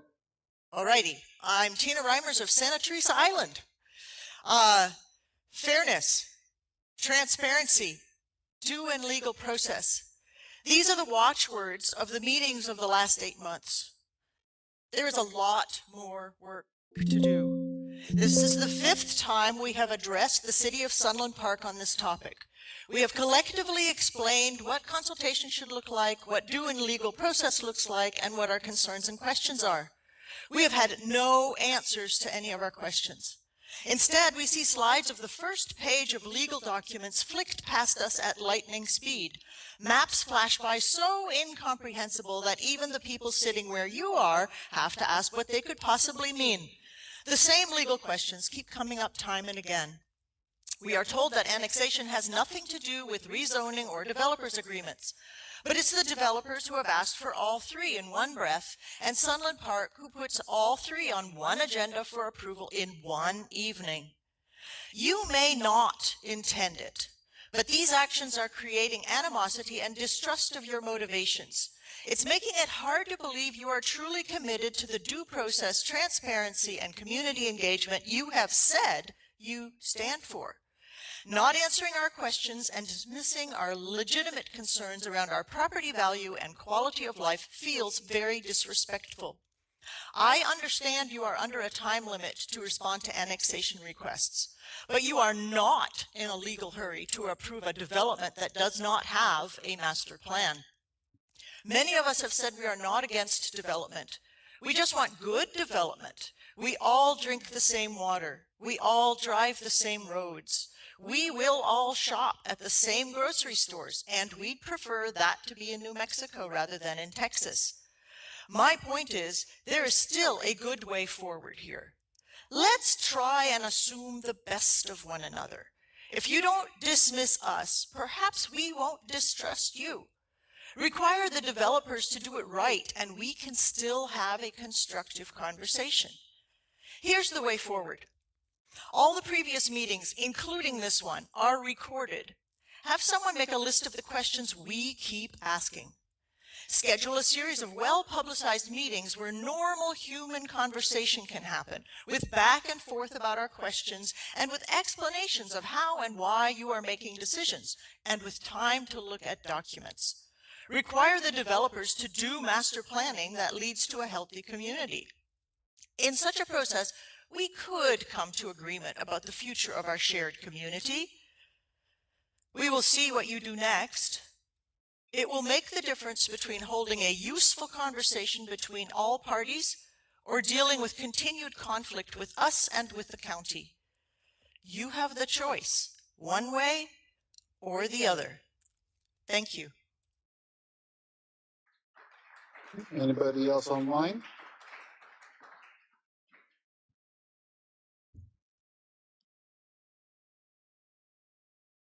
All right, seeing no more online. The public hearing portion of this item is now closed. Any further discussion by the council? Yes, Mayor, Councilor Theus. Go ahead, sir. So, we've heard your comments, and I'll tell you before, if you know my background and you followed me before I jumped into this position, you know where I stood with the annexes beforehand. And I cautioned the council at the time as far as rushed annexations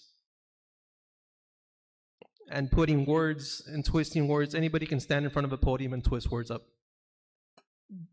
So there's things that were said, and that's progress. Progress is inevitable. Progress is going to continue. Progress does not mean that we're going to rush attempts, that we're going to cut corners, that we're going to push something upon you. It has no meaning to that, no correlation to that. So let's be clear and clarify those statements. At no point in time is this being pushed onto anybody. What I asked for the staff is to clarify is, did the city do their due diligence, notify everybody within the state mandated requirement? State mandated requirement, from what I understand, Ms. Arizbe, is 200 feet, correct? For the notifications? That is correct. So at a 200 feet buffer, we extended an additional 100 feet as a courtesy. Do we have any, other than what was submitted to the council, was there anything that was presented by any homeowner, any property owner, other than what was presented to the council?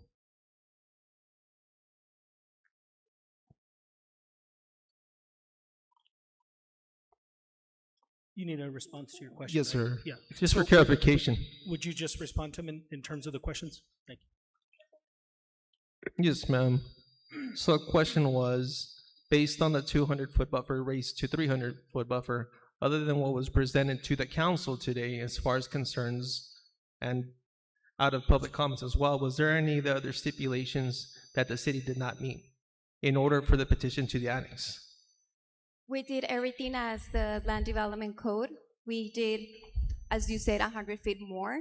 We did put the yellow signs in 3 spots, which is in Country Club, Memorial Pines, and Feather Moon.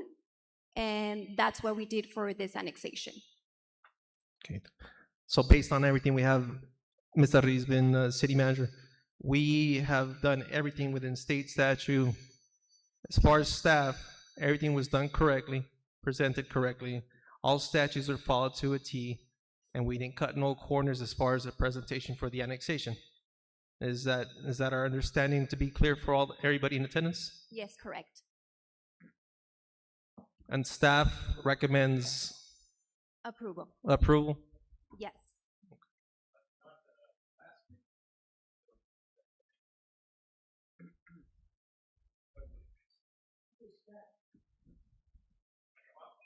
Is there any other questions, Councilor Tejas? No, I think that solidifies my comments and the questions right there, Mayor. Just wanted to make sure that we are on record as far as staff saying that everything was done correctly.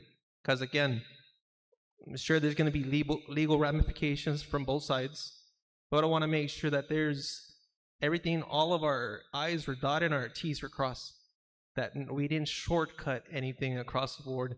Because again, this council that stands before you, that sits before you, is not the Planning and Zoning Commission.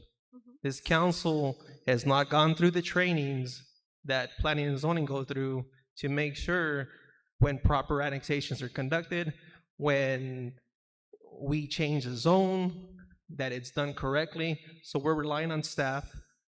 We're relying on that Planning and Zoning piece. We skipped a couple pieces as far as, well, not skipped, but there was that condition that took place with the Planning and Zoning, and now it's brought forth to City Council to make a decision on. Yes. So I want to make sure that it's clear. Staff recommends approval.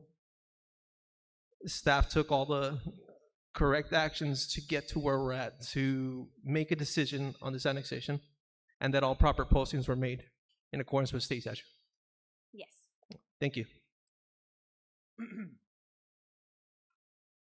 Mayor? Councilor Jaramillo? Yes. Thank you. My name I want to speak in behalf of my fellow council member, Raul Tellez, who I respect deeply.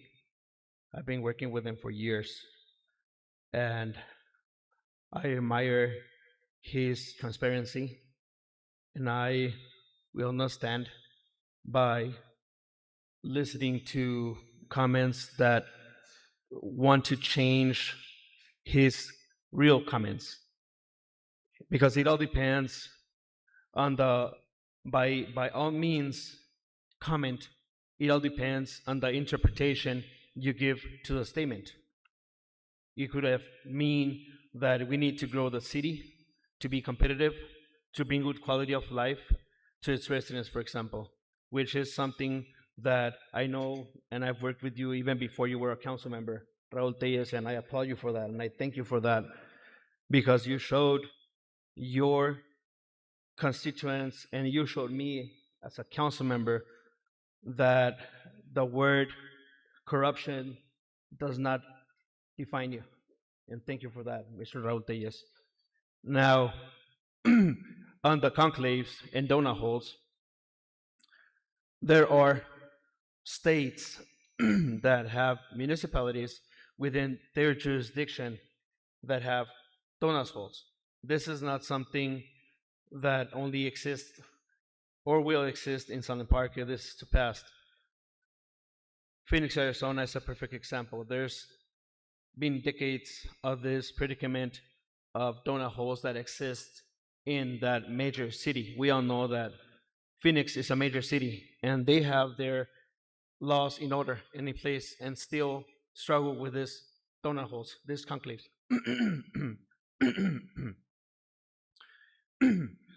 I just want to make it clear, we do not want to raise taxes.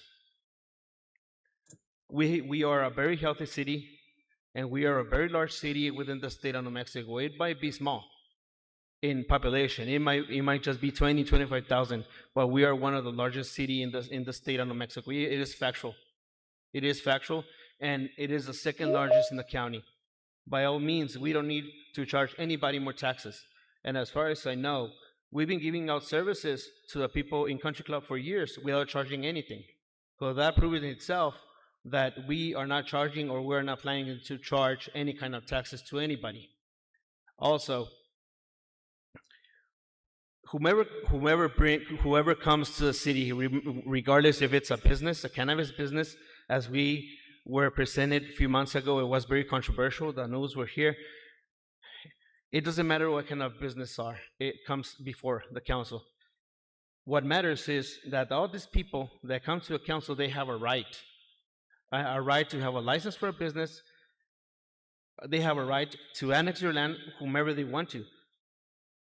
These good people here, they might as well just go and start building at the city, at the county. But I'm pretty sure that nobody wants to have trailer homes next to your backyards, because that is permitted by the county, and the city does not permit trailer homes as far as our code. So on the contrary, these people here are trying to protect the land, not to build just any kind of development. That instead of beautifying the back ends of your homes, instead of beautify it, these people here are not trying to harm or make your homes look ugly and lose value. They're trying to do business with the city or annex with the city because they believe that the city has more opportunities. They have the laws in place, they have services in place, they have the water, they have the police, they have the fire, which have been giving services to people around the area at no charge. Thank you, Mayor. Thank you, Councilor. Any other councilor has any comments? May I speak? My name is Florence Shetkin. I live in Casas Bayas. I have lived in Santa. At this point, the public portion is already closed, ma'am. For the topic of the annexation itself, this public hearing is already closed. So I'm at the council for final comments or questions at this point.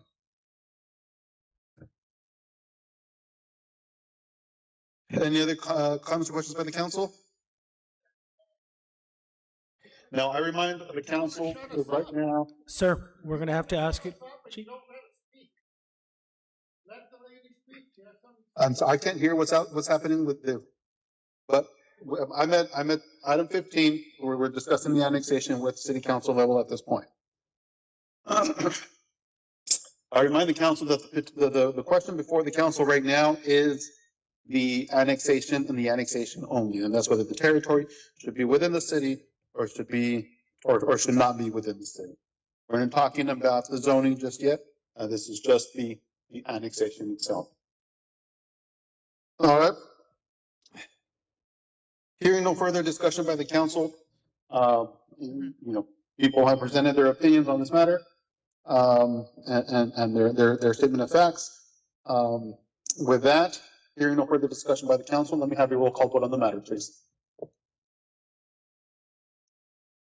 Councilor Alberto Jaramillo, Aye. Councilor Armando Mata, Aye. Councilor María Burciaga, Aye. Councilor Mili Sandoval, Aye. Councilor Raúl Telles, Nay. Councilor Berta Salmon. Motion carries. All right, motion carries. Item 15 has been approved.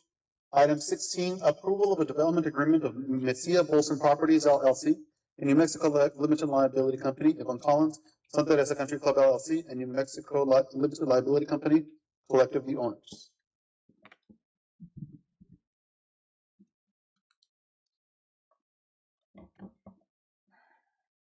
The next, can you put the presentation, please?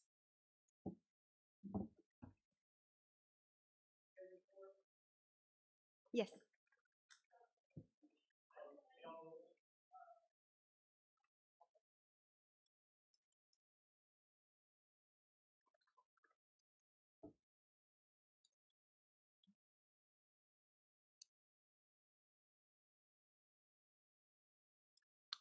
There you go.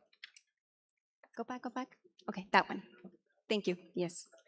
So the next item, it's the applicant is requesting to zone 1,202.28 acres of land to the city of Sunland Park. Hold on. I have item 16 as development agreement. Item 17 is a zone change. Are we talking about the same thing?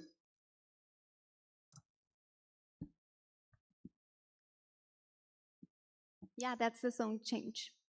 Item 15 is the zone change. Item 16 is the development agreement. No, item 15. Excuse me, my apologies. My apologies. You are correct.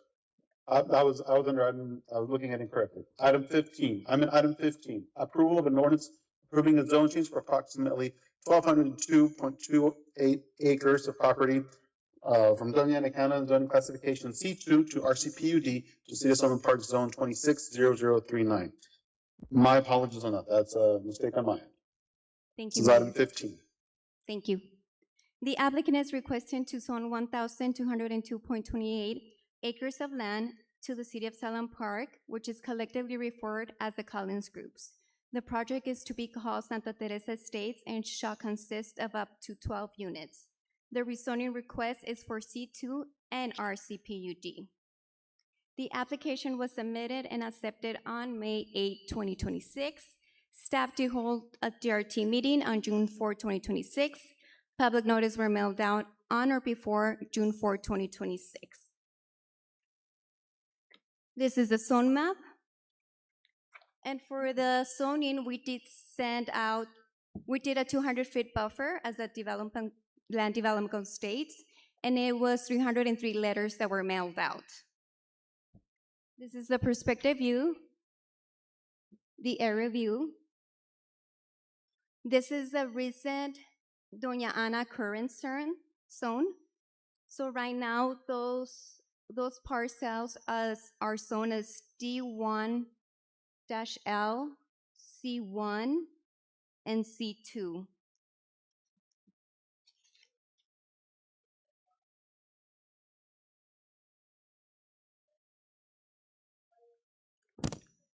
Hold on, before I continue on with this one,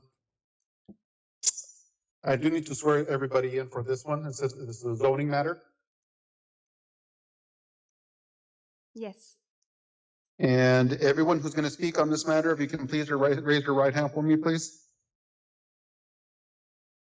Do I have visual of that people are raising the right hand out there? Can I get a confirmation from the staff, from the city clerk?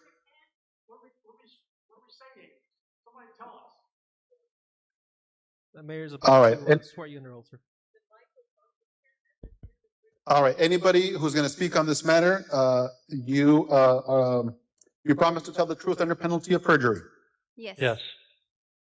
All right. I remind everyone speaking on this matter, you are under oath.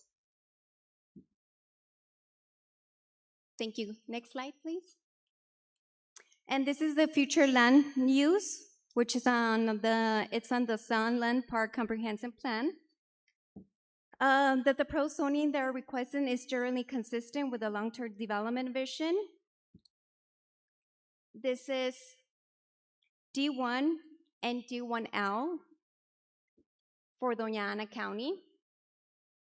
As you can see, 1 acre in Doña Ana, it's 6,000 square feet per lot. You can also see on the next slide the setbacks for D1 and D1L.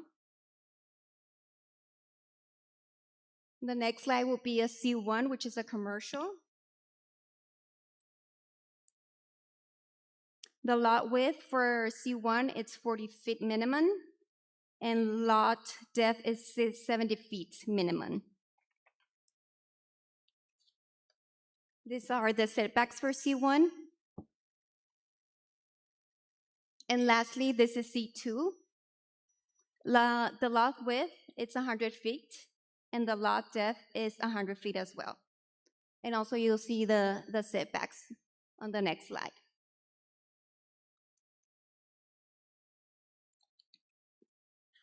This is our RCPUD land development. So the purpose of this zone is to provide for residential and commercial uses in a planned mixed-use development in an area less than 2 acres.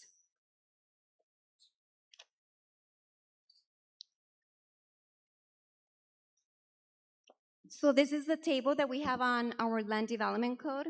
If you see our CPUD doesn't have a lot size minimum. They do have the front, which is 20 feet, the side, which is 10, the rear, which is 20 feet as well. The next slide, you will see the maps that the applicant submitted of the area where they want to zone.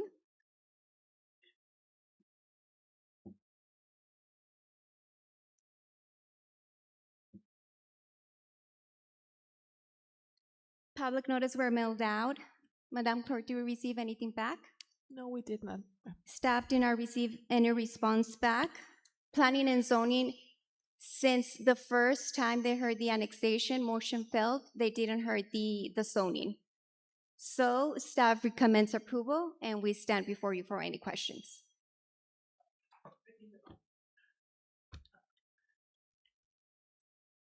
At this moment, I would entertain a motion to approve item 15.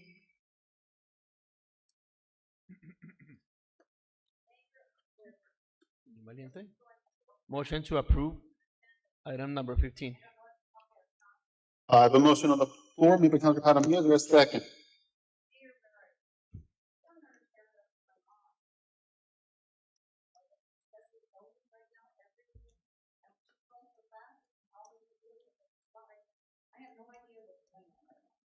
Is there a second, or is there any discussion?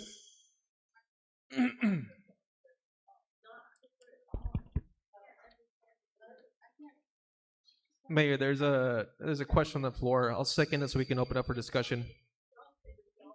Okay. So there's a second. I can't hear what's happening out there.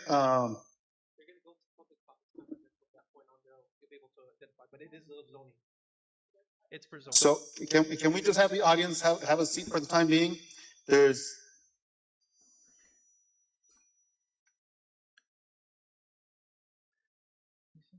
Okay, go ahead, Mr. Mayor. Okay. Discussion by the council at this time? Mayor, if I may, you did not get a second, sir. Yeah, Mr. Councilor Tellez seconded the item. Oh, okay. Okay. Discussion by the council?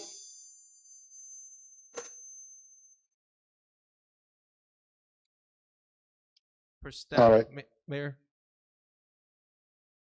Go ahead, sir. this is Councilor Days. Questions for staff for Ms. Arizbe. Can you give us uh, a generalized description of, based on the zoning that's being requested for the change, what can be built? So they're requesting to zone as RCPUD and C2, which is residential and commercial.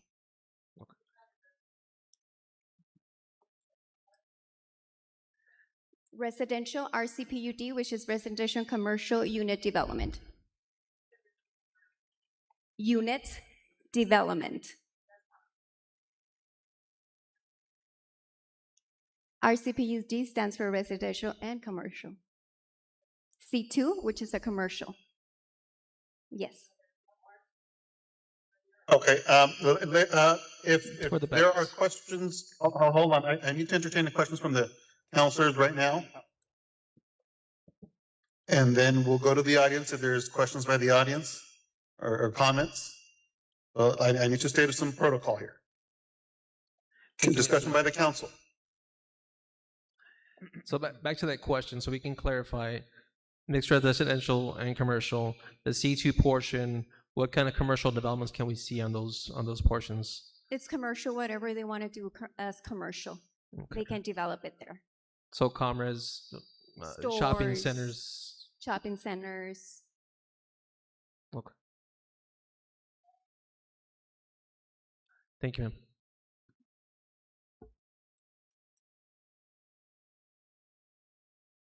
All right, seeing no further questions by the council, anybody from the public? At this point, we are discussing the zoning of the area.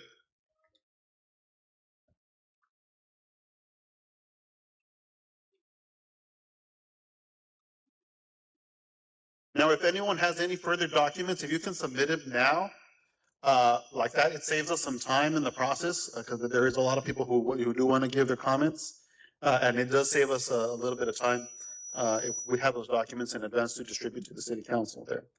But with that, I see Mr. Lyons at the podium. Go ahead, sir. Chris Lyons, I represent Paseo del Norte and Santa Teresa Land. Frank Herdman will take you through particulars here, but I would just like to say, I mean, these are monumental decisions. The annexation's one piece of it, but when we get to the zoning part of it, without the fact that we haven't had one public meeting with the input of the people that are going to be impacted by this is just unconscionable. If you look at other cities that do this, you could, Buckeye, Arizona has 30 master plan communities in it. They had 75 public meetings before these things were changed. I don't think there may have been some, I don't even think there's been a public meeting. None of these people have been to one. So I would say we just have to think this through a little more carefully, take some time, get community input, not be shut off by the mayor because you run over by 30 seconds. That's just not transparent at all. The city will be better for it, by the way, if you get community input from everybody. So I don't think that's unfair. And by the way, what is the rush? What is the rush? I don't know if there's a rush here. So just let's be use some common sense here, not push. These are major decisions that are going to have impacts on people's property values, and that would affect all of us, right? If someone, just put yourself in their shoes. If someone wanted to rezone something that has been a golf course, and all of a sudden you've got whatever, 4 houses per acre, whatever it is, or a Family Dollar, it's just not. It's a process, and it needs to be talked through. And I think prudence here is the way to go, and not rush things through.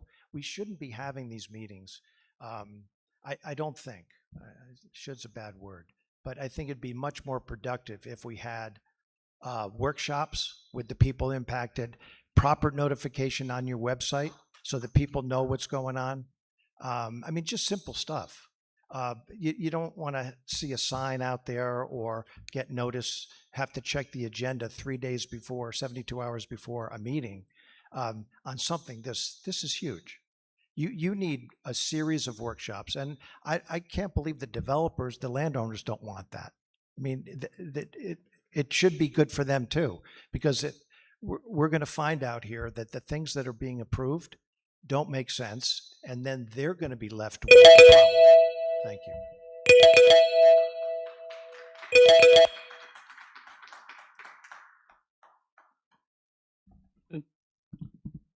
My name is Bill Hagan. I represent the annexation group, and as part of the city code, you have the privilege of filing an annexation map with the city to request rezoning to more comply with the city's request.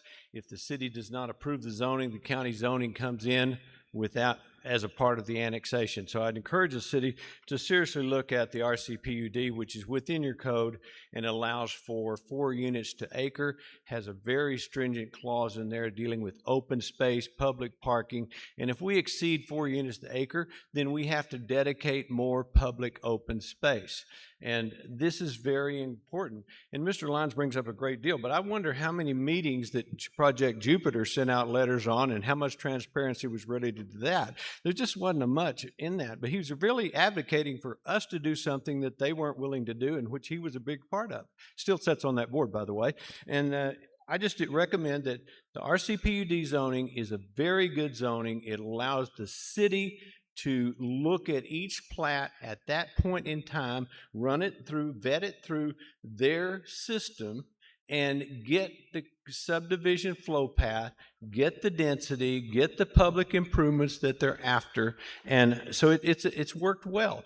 Rancho Santa Teresa is working. We've learned some things in Rancho Santa Teresa, and if you look at one of the presentations we have where we showed you kind of what the maps look like, we learned that the people would like a little more backyard. So we've looked at this one and we said, okay, let's stretch the backyards. Let's give these people what they want. And the R2 question, which is a 6,000 square foot lot, and we have those lots in this subdivision plan. So that is nothing new that has been requested here that has not been considered. And the fact is, we think we're putting together a good plan. It will be thoroughly vetted in the plat development stage, and we believe the city will be proud of it. Thank you.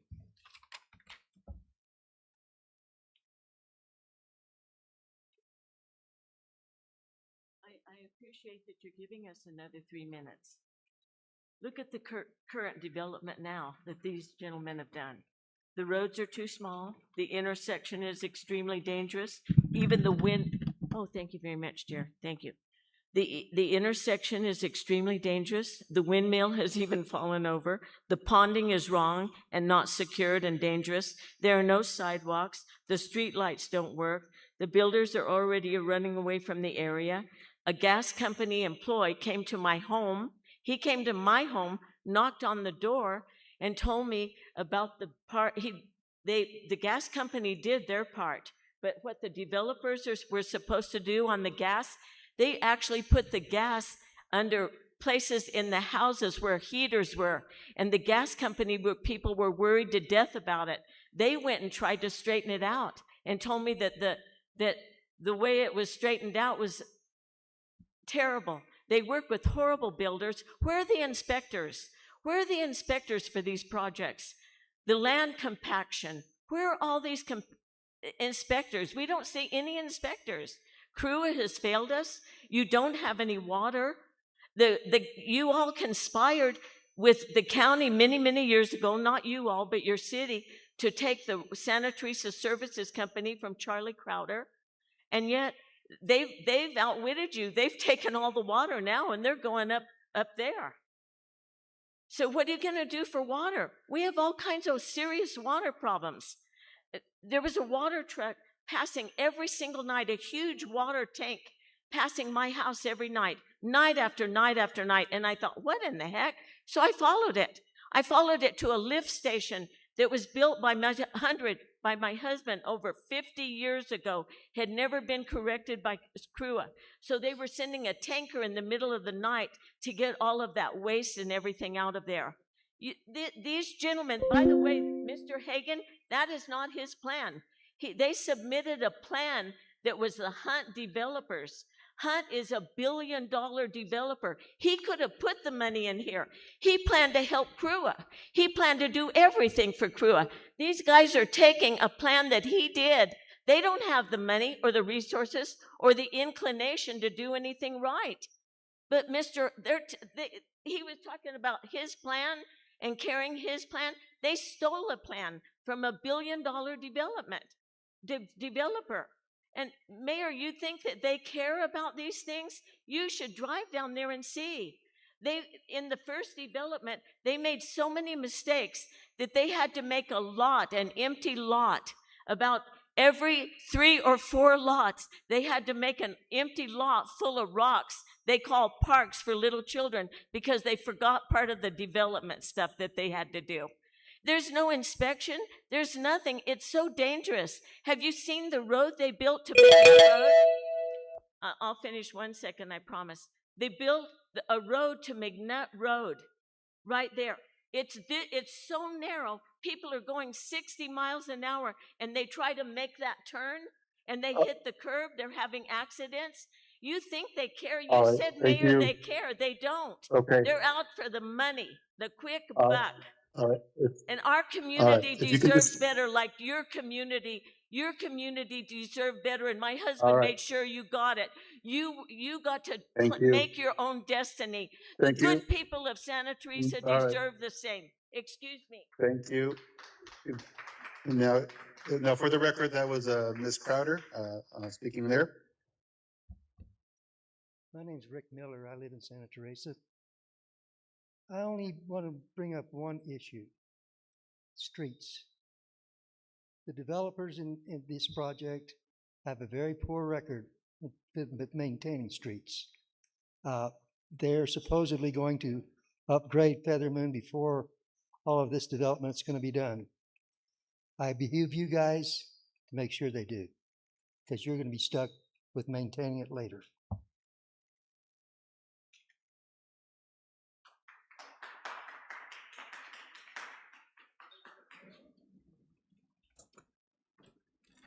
Excuse me, age is catching up with me. My name is Florence Shetkin. I've lived in Santa Teresa 34 years, up on the hill for 20, Casas Bayas for 14. I attended the planning and zoning meeting. The outcome of that meeting was a unanimous vote by the committee not to annex. They did not consider the zoning because they voted not to annex. With a vote not to annex, there was no reason for them to consider the zoning. It was a unanimous vote. It was well attended by people from Santa Teresa. The gentleman sitting over there from the fire department stood at the door because we filled the room. There were people who came into the room one by one because the room was already filled at 50. It was very well attended. I know you want to do the right thing. What's happening tonight falls short of that. Thank you.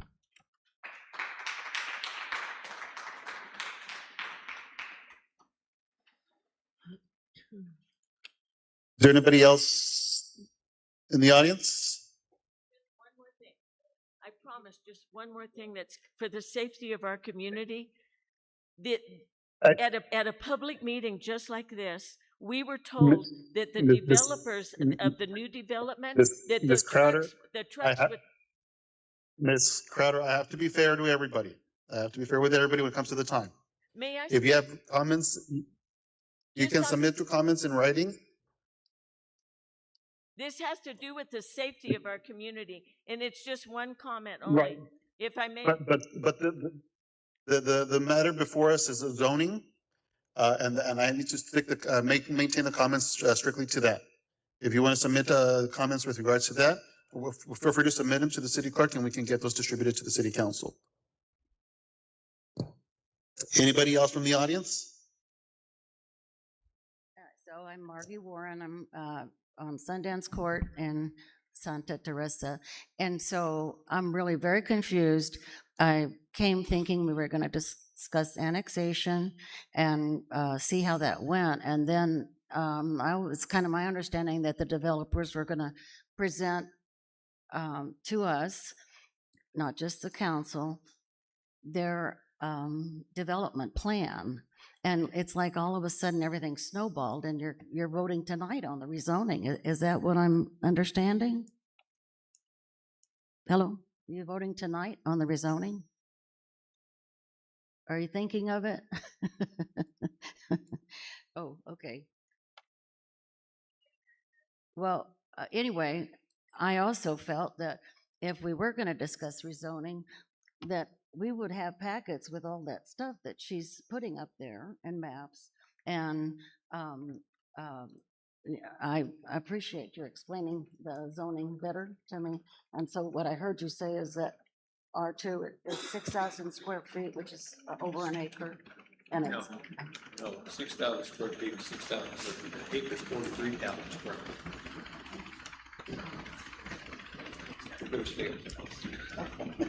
all right. So anyway, I don't understand, and I hope that you have it, that you table this discussion about the zoning, and have even just a preliminary meeting without all these restrictions of the 3.5 minutes. I don't understand why someone couldn't have donated their time to Phyllis. They do it in the Senate, and so anyway, I hope you delay this portion and slow down and explain to people about the rezoning that's happening on this land.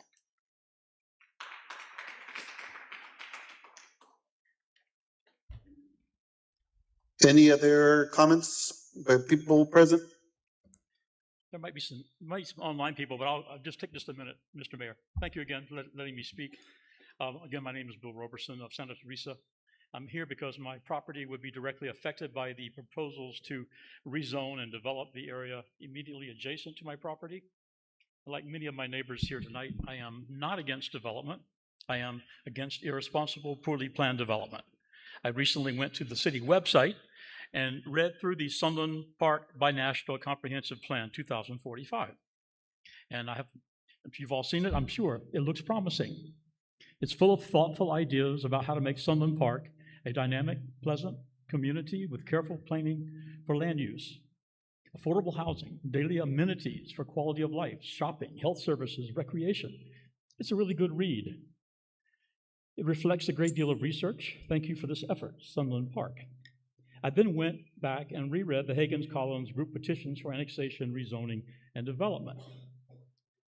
I don't get it. I don't see how you could.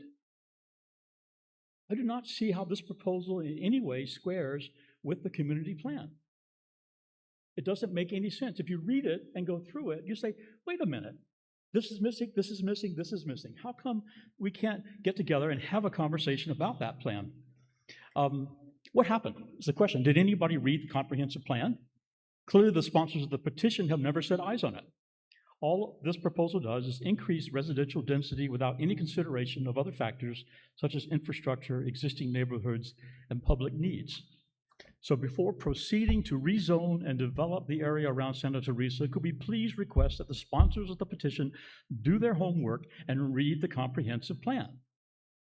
Could we please ask city planning officials to read the comprehensive plan and stop recommending projects that do not reflect the priorities, values, and standards that are expressed in this document?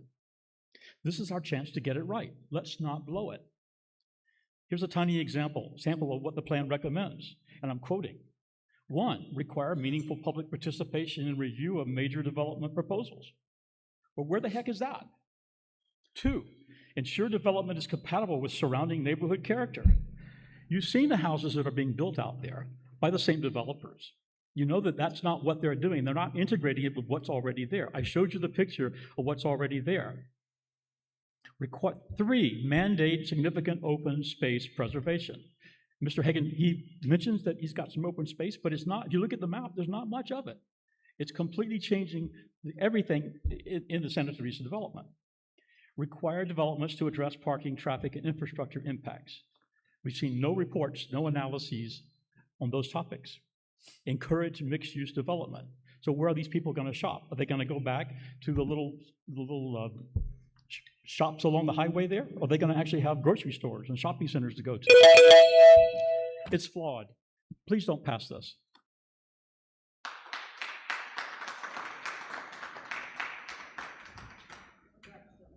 Anybody else in the audience from there?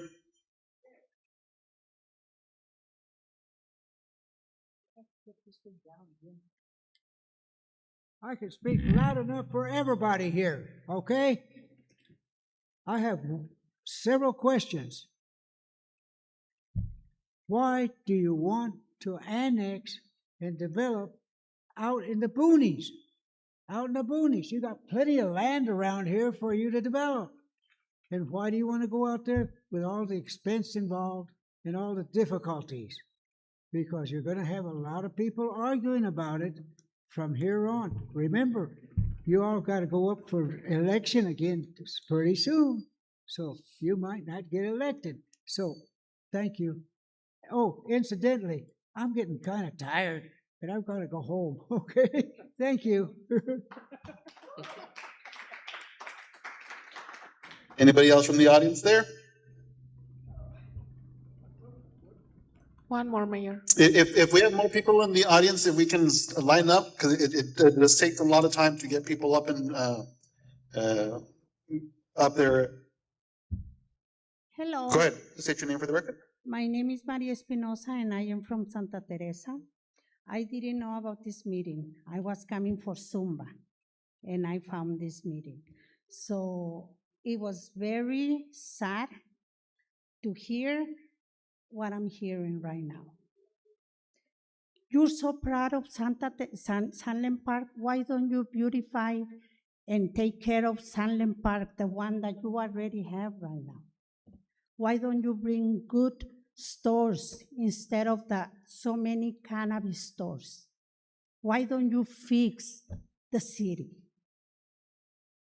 Before you think of growing, rezoning, are you just here to grow? So irresponsible? Is that what you're here for?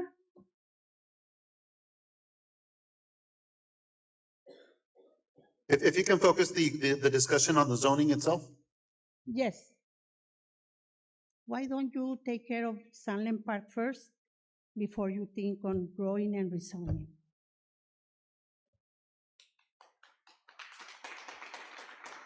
Anybody else from the audience there? Yes, I'm right here. Hi, my name is Camila Espinosa. I have lived in Santa Teresa most of my life since I was a year old. I have a question.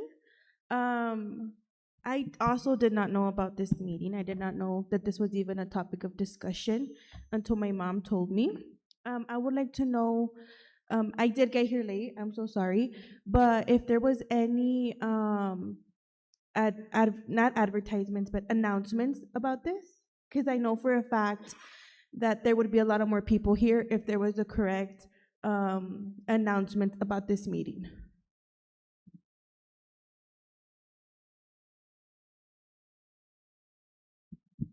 I just want to know where it was announced. If it was announced in Sunland Park, Santa Teresa is not part of Sunland Park, so a lot of people do not check Sunland Park, the Facebook or anything.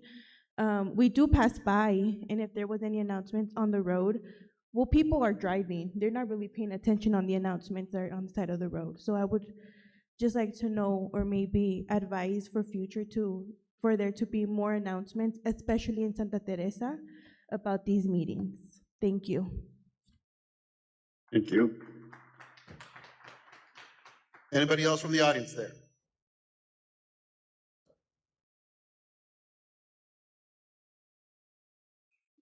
Eyes and ears there. Is there anybody else approaching? We have online comments, sir. Okay, but nobody else in the audience? Not anymore? Okay. No, sir. All right, we'll go ahead and go online. Mayor, if I may. Go ahead. Thank you, Mr. Mayor, members of the council. Again, my name is Frank Herdman. I represent Paseo del Norte and Santa Teresa Land, LLC, as well as Mr. Lyons. Those two entities own property in the vicinity of the area proposed to be rezoned, and as a consequence, they have standing. I'm going to identify for you approximately a half dozen reasons why this application is fatally and legally flawed. And I don't intend these as gotchas. I intend these as deviations that are contrary to sound land use planning, okay? And I want to share my screen once more. I'm going to start again. You should see in front of you a copy of the agenda for for tonight's evening. Once again, this was not listed as a public hearing. New Mexico law requires that this be noticed as a public hearing. The agenda is fatally flawed for that reason. Apropos the last speaker, there's probably a good reason why there aren't as many people in attendance this evening as there were at the Planning and Zoning Commission meeting, because this was improperly noticed, not as a public hearing. Second, Ms. Rivas has confirmed that this application was not heard by the Planning and Zoning Commission. I was in attendance at the hearing on June 24th. This matter was on the agenda together with the annexation. Because the Planning Commission recommended denial of the annexation, even though they don't make a final decision, Ms. Rivas recommended that they not hear this matter. Which was incorrect, because they only made a recommendation on the annexation. They should have heard this. I'm showing you a copy of Table 4-1.5 of your Land Development Code. It mandates that this go to the Planning Commission for a hearing and a recommendation. That step was skipped. This application is legally flawed. It cannot proceed toward a vote this evening as a consequence. Second, third, the applicant is asking for a rezoning of 1,202.28 acres. This I'm showing you as a copy of their zoning map that you saw previously today. For each of the proposed zone areas, they include acreage. We added up the acreage. The acreage equals 1,144.05 acres. It's short almost 58 acres. As a consequence, there's almost 60 acres of land that is missing and unaccounted for in connection with this application. I submit that the council should not proceed to approve this, not knowing what's actually being proposed to be rezoned. In addition, here is the land use plan that they submitted. It has a land use summary with acreage. The acreage adds up to 1,025.1 acres. That's short 177.18 acres, or 15% of the total. As a consequence, it's a total mystery as to what they are actually proposing in terms of the rezoning. And given the magnitude of this proposed rezoning, it shouldn't proceed. In addition, here's their zoning map again. And then if you look at the land use plan, there's areas in the zoning map that aren't on the land use plan. It doesn't make sense. I want to address some additional fatal flaws, and I ask your indulgence. So your code, I'm showing you section 10-4-3.8 of your current code, it requires a site plan in connection with this application. The site plan has to show proposed distribution of uses, proposed building locations, traffic circulation and parking, landscaping, walls, fences, and sign locations. You don't have that before you. This is mandated by your code. In addition, the code says that when it comes to rezoning, you're going to file the map amendment process detailed in Chapter 14 of your new Land Development Code. Section 10-4-2.1 also states that when it comes to a map amendment, zoning map amendment, which is what this is, the process and decision for approval will comply with Chapter 3 of the title. Section 10-4-2.5 of your new Land Development Code mandates that when land is proposed to be zoned after it's annexed, you're going to comply with Section 10-3-8 of your Land Development Code. Well, there is no Section 10-3-8 in your code. As a consequence, your code has no standards that you can apply as required by New Mexico law in order to evaluate and render a decision on this application. It's fundamentally flawed. The standards should be there so that you can decide whether this makes sense in accordance with your zoning code and your comprehensive plan. You can't do that because the standards are missing. And I'll add that under New Mexico statutory law, that if whatever decision is rendered in this case, the city council is mandated to adopt a written decision stating the factual and legal basis for its decision. I'm not making that up. I've been a land use planning lawyer for 35 years.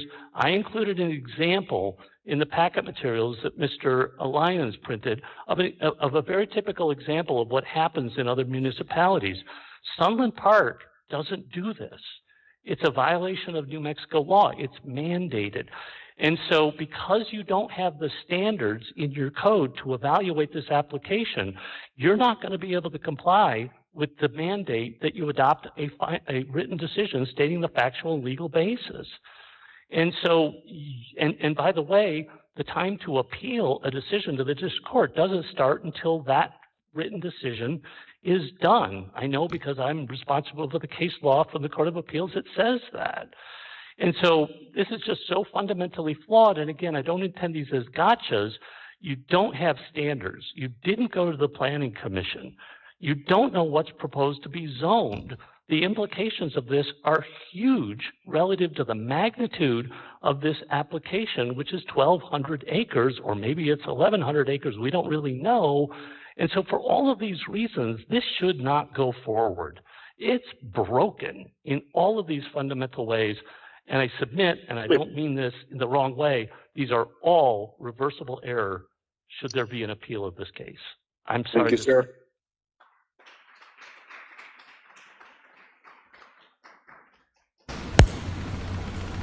And I do have somebody else online as well. Yes, we do. Go ahead. Okay, I am Tina Reimers, and I am still living on Santa Teresa Island, and it's very nice here. As mentioned by others on your website, you have a very interesting document called the Sunland Park Binational Comprehensive Plan 2045.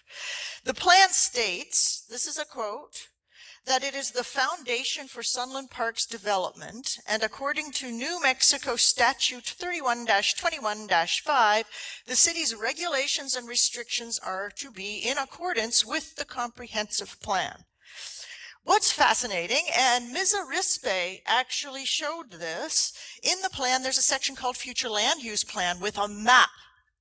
The map shows the two golf courses of the Santa Teresa Country Club as a quote-unquote neighborhood park, and Santa Teresa as integrated into Sunland Park as a quote master planned community. This leaves me a bit surprised given the dense housing on the golf course we have been talking about for the last 8 months.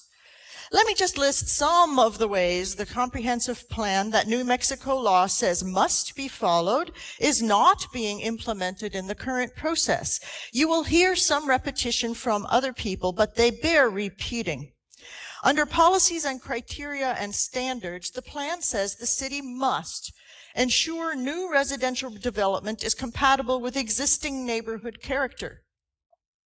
Require adequate buffering and screening between different housing types and intensities.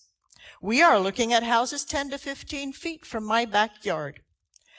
Coordinate land use planning with utility providers, including water and wastewater utilities departments. Eliminate unincorporated enclaves within the city. This is the basis of a proposed suit by Doña Ana County against you.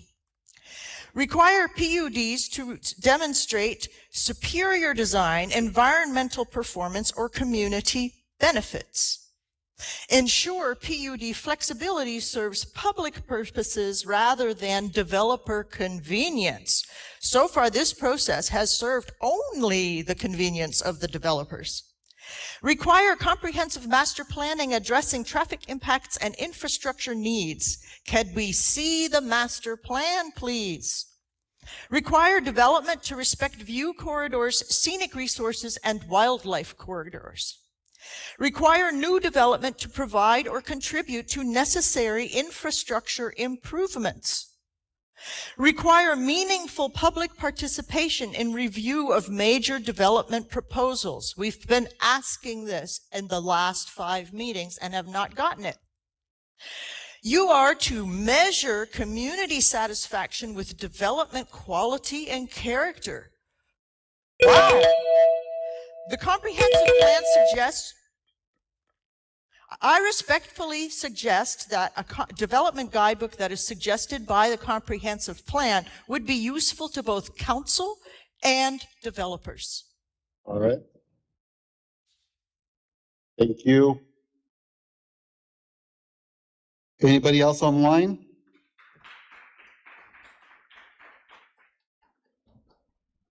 No, sir. All right. The public hearing portion, well, there's no more public hearing, nobody from the public, right? All right. Public hearing portion of this item is now closed.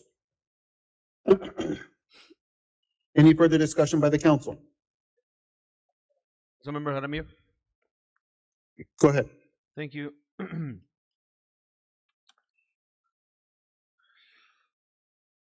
Okay. I'm not trying to give any civics classes or nothing, but there's a format that we use called the Robert Rules of Order. That is not that we don't want to answer. It's that we cannot answer as per that format. It was mentioned of beautifying the city. This project itself, it's a project from the developer. It has nothing to do with the city. This is a city, this is a land that belongs to people, and they are the ones that have the right to annex and to develop the land. It's not a project that belongs, it's not a public project. But on the other hand, we are growing in projects that bring better quality of life to our residents. An urgent care center, for example. We recently bought a ladder, fire. What is it? A ladder truck? What's the name? A ladder truck for firefighters that's being used for training at the river, and it's very necessary. So the city is growing. I'm not too sure if we already got the second ambulance, but we got it. We are on the plans. And now back to the important matter of this matter. Not that the other things are not important, but I mean the matter that we're talking about is that, Mayor, I would like to table this in all honesty, because I believe that no proper information. I saw a couple of people back there trying to make the council understand that they were not able to see the information that was provided. And no proper information was provided to the public. I don't like when we have a large corporation and they bring a meeting and they don't give you the proper answers, and you feel like you were left out without answers. I don't like that sensation. I felt that myself from a council member's perspective, and I don't want this city to be that kind of corporation. Therefore, I want to ask that this is tabled to a later date, so that the answers that appear to be legit. For example, we did not go to the planning commission for this, and as far as I know, it's a state statute that we have to take this to the commission for them to review it, to look at it. We did not do it. For those reasons, I'm asking that this is tabled for a later date for this people or any people from the public that wishes to see this project. They have that right as well to be given to them, Mr. Mayor. So I would like to table this accordingly to the law, whether it's 1 week, 2 weeks, a month, whichever, as it doesn't violate the landlord or the landowner's rights as well. So that is my petition this night, Mayor. Thank you, Councilor. I think I want to concur with a couple of the points that you made, and being the fact that the Planning and Zoning Commission did not review the zoning, I think it is imperative that they do look at it. And maybe we should, and I think that the term that we want to use is postpone this item Counselor, if that's what you want to do. But I would postpone it to a specific date, time, and place. Yes. With the item going back to the planning and zoning for review. That we specify the date, time, and place for that as well. And then for when it's going to come back to the city council, so that there is continuation to this, and that it also provides the opportunity for people who did not get that information to get that information. Of course. Because zoning, it is the only real authority the city has in any development is pretty much the zoning. And right now the developer can develop in the county with the zoning that exists there. But I think if we can look at this and quell some of the concerns about the zoning, I think it is a win for us overall. So, Councilor, I think I would be supportive of that, but I guess I would leave that to the discussion of the rest of the city council if there's appetite for that. Okay, yes, Mayor, please. I just want to make, I'm just trying to be fair with everybody, and I think that these beautiful people here, they spend a lot of money on their homes, and I think that we also need to consider that. I mean, I know that they are part of the county, but I think that we all are human beings, and I think we need to do something as well for them, at least for this part. So, Councilor, would you be comfortable with if you were to make a motion to postpone to the August 4th meeting? Yes, I would like to make a motion to postpone. No, Councilor, I want to add another recommendation for your motion, Councilor. Do we know, this is a question for staff, the next Planning and Zoning Committee or the Planning and Zoning meeting? The next one is July 22nd. July 22nd. In that motion to postpone, that we include that this item be deferred to the Planning and Zoning Commission meeting on July 22nd as well. Councilor, would you be comfortable with that? I believe that we need to be more, not just postpone for the reasons of to be in compliance with the state statute, but to give the public the time to understand, or at least to see the information correctly. We understand it because we deal with this almost every 2 weeks or many times. But for them to have some sort of a workshop or a town hall or something for them to see look at the graphics or look at the development itself. And my only concern is making sure that we draw a continuous connection between this meeting and the meeting on the 4th, but also making sure that this is addressed by the by the Planning and Zoning Commission on an established meeting. So that actually gives the public an additional opportunity to engage even between now and then. I agree. Councilor, if you're amenable, I would entertain a motion to postpone this item to the August. Mayor. Yes. I just wanted to let you know, guys, if we cannot present it on July 22nd because we have to notify 15 days prior. Well, no, that's why I'm creating a continuation, because there is a continuation between this meeting to the Planning and Zoning. Mr. Mayor. Yes, sir.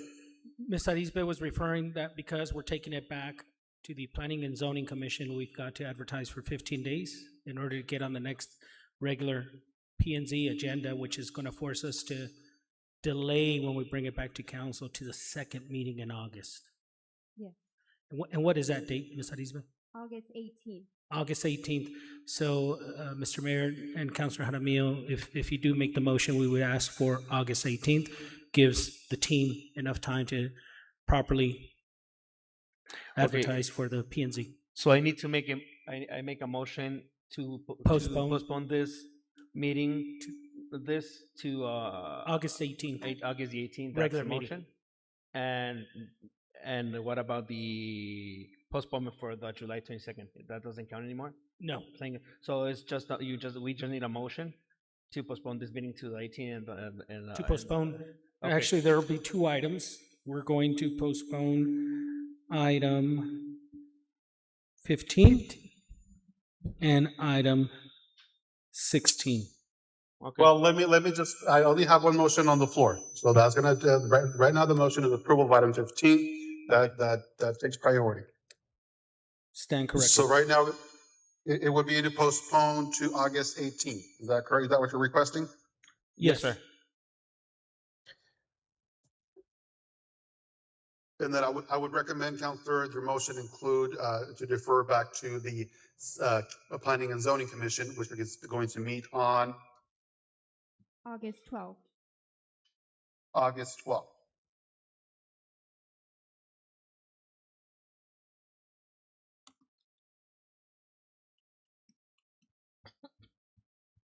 Counselor Jaramillo, would you be comfortable with making that motion?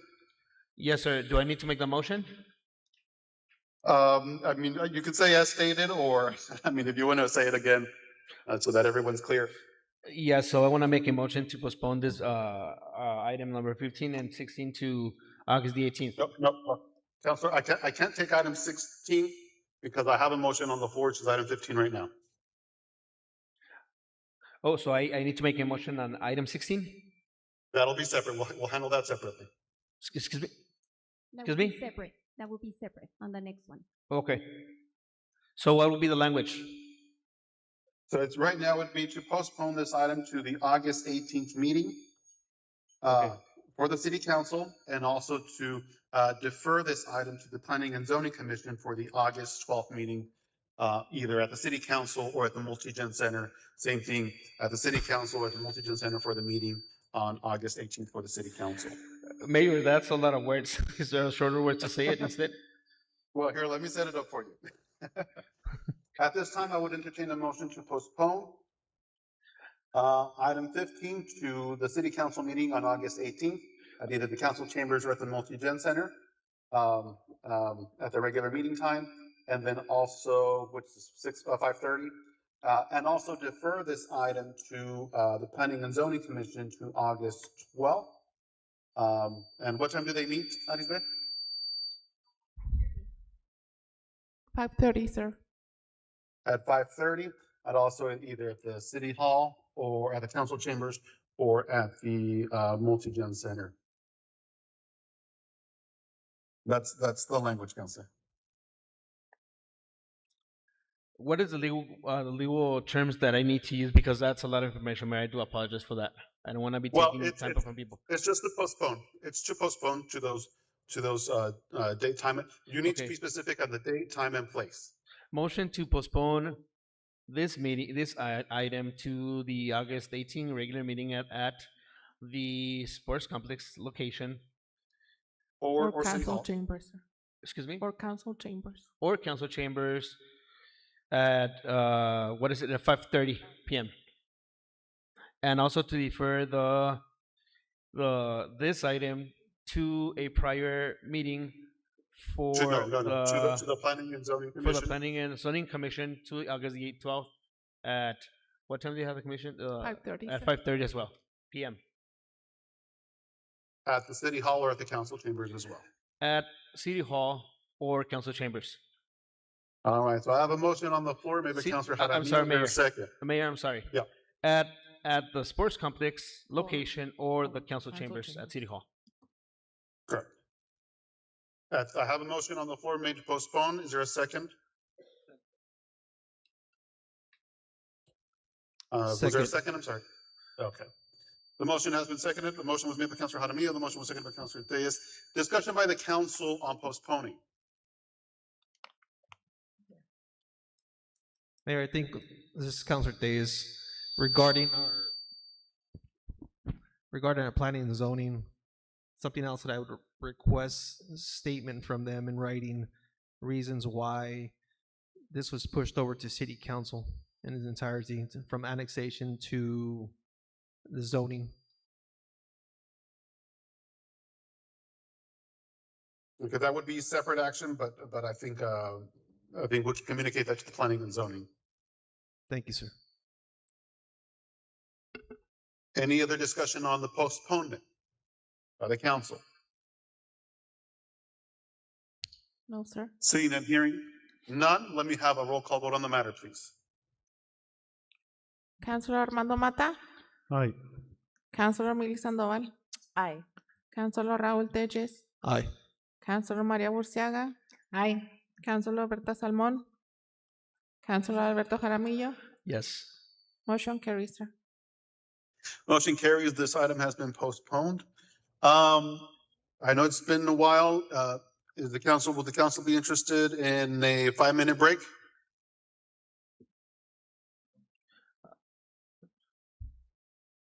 All right, hearing no objection, we'll do a 5-minute recess, take a little break, and then we'll come back and continue with the rest of the agenda.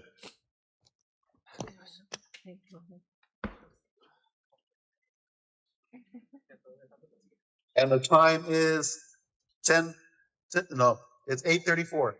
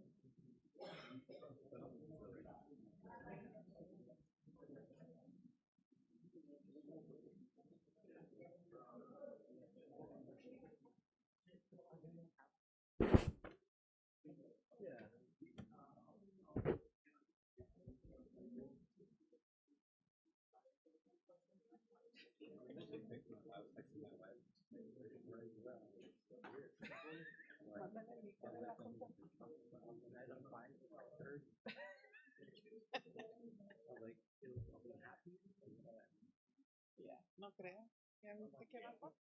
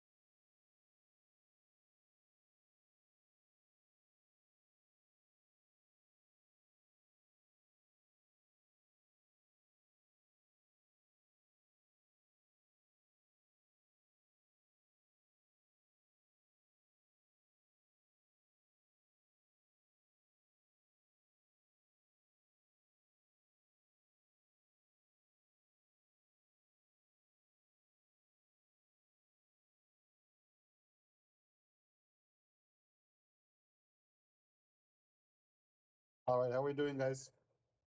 Everybody back?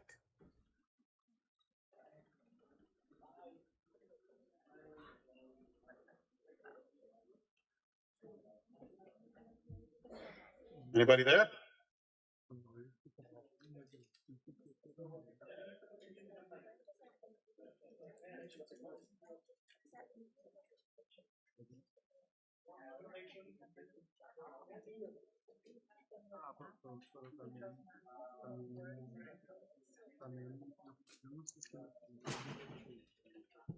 We're getting everybody back in the room, Mayor.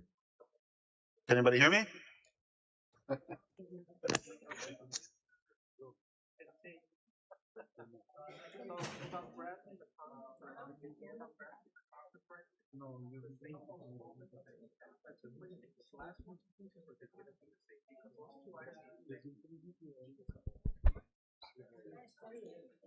Welcome back, everybody. We're ready.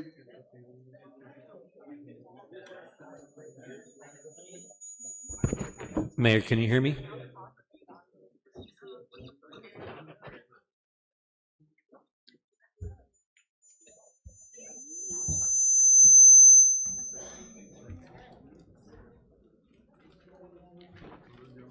Mayor, can you hear me?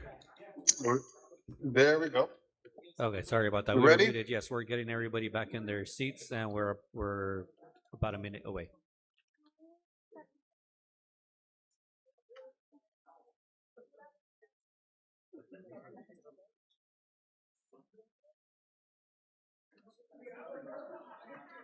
I have to go run.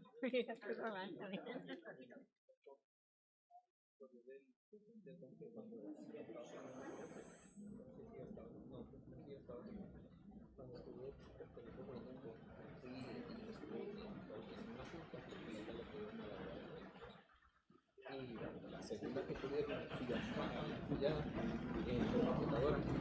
Entonces, era el budget, se la cerré, me metí cuando empezó la...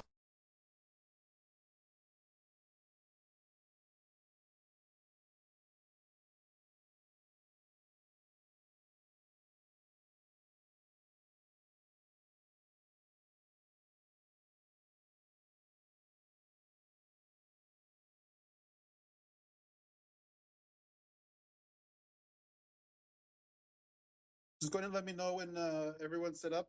I think we're already at close to 10 minutes here.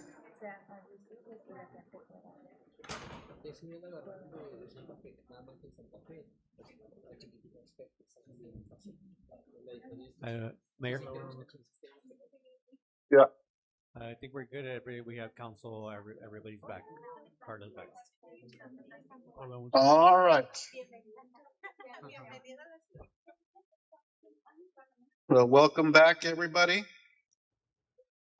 We're going to go ahead and come back from recess. I have 8:43 p.m. If I can just have a roll call for determining who's present still.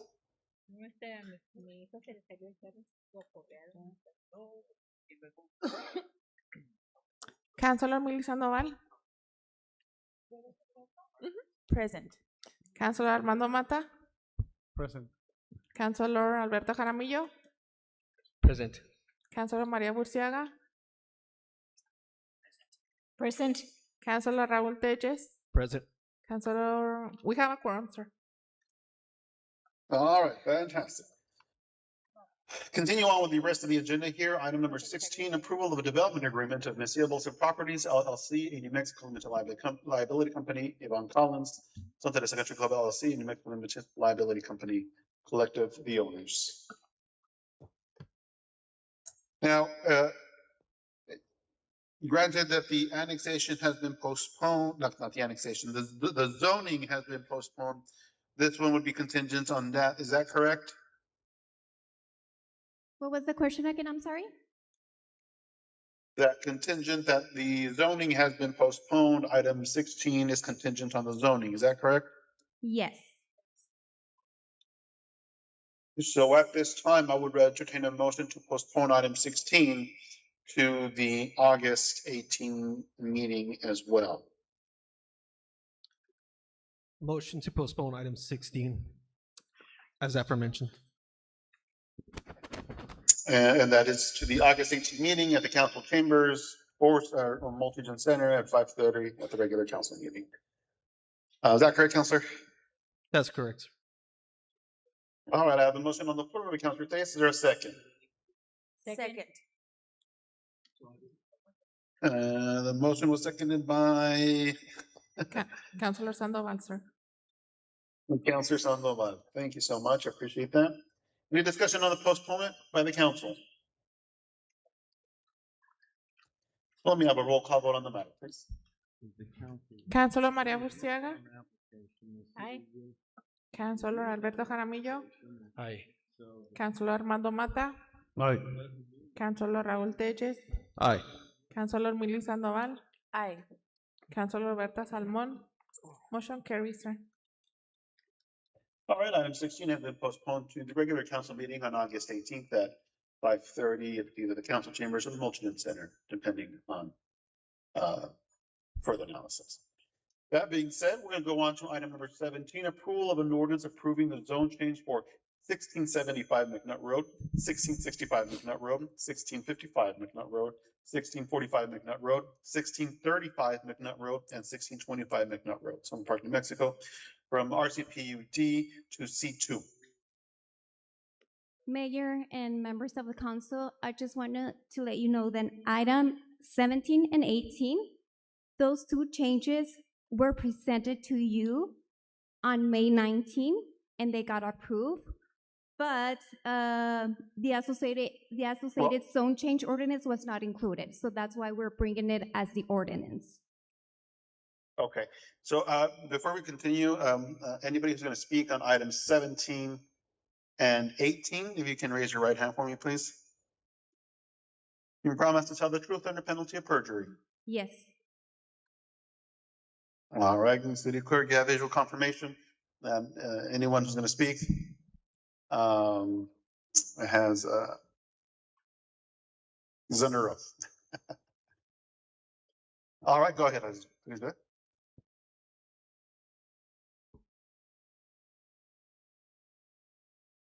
Do we need to do another presentation?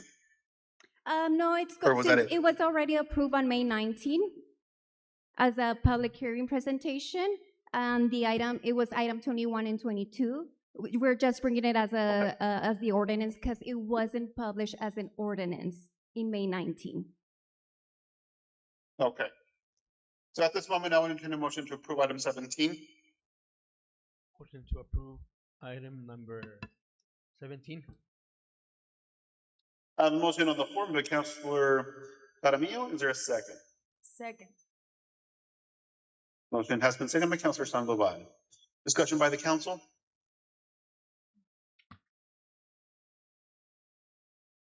Seeing and hearing none. At this time, anybody from the public who wishes to address the council on this matter, you have the opportunity to do so. There's 3 minutes per speaker on this item.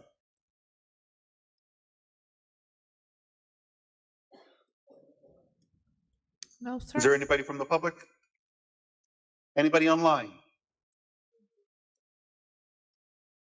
No, sir. Oh, we have Seeing Mr. and hearing Chris none. Lyons. Excuse Mayor. me, Mr. Mayor. Yes, sir.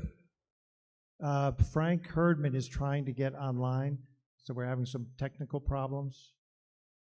He does have something to say about this. I have a handout.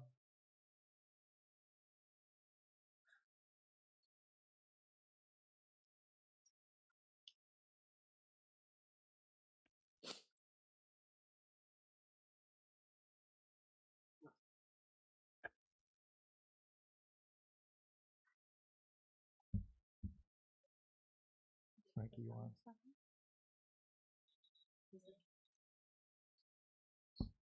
You don't? On the last two? Okay. So, I guess we're having some technical difficulties, unfortunately. I do know that, we're talking about the special use permit? Which one are we talking about? Which is? We're on item 17.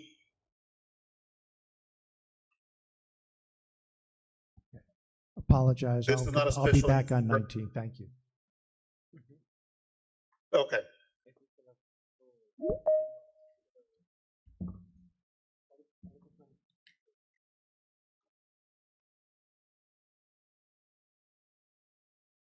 So anybody else on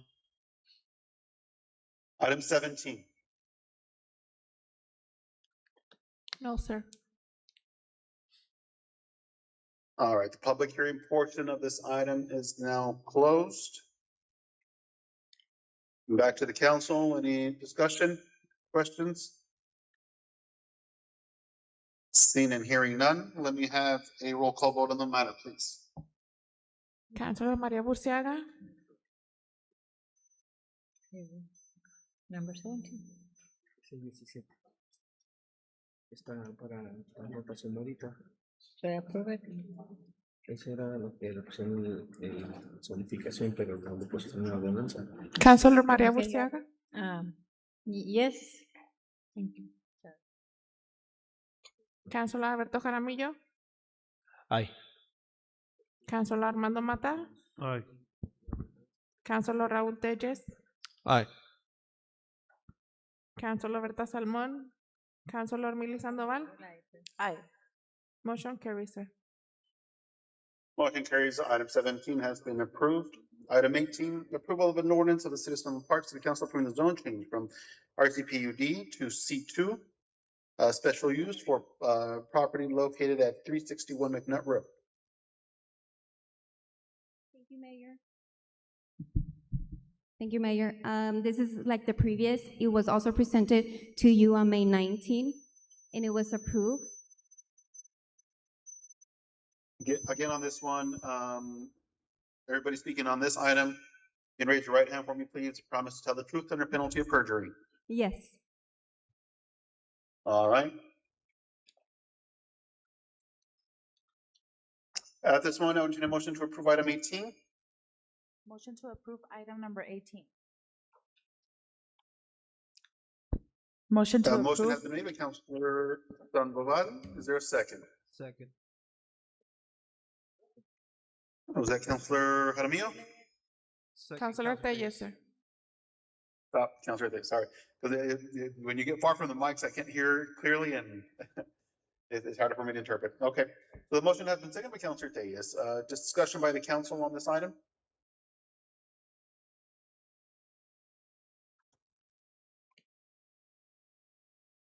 All right, seeing and hearing none. At this time, anybody from the public who wishes to address the council on this matter, you have the opportunity to do so.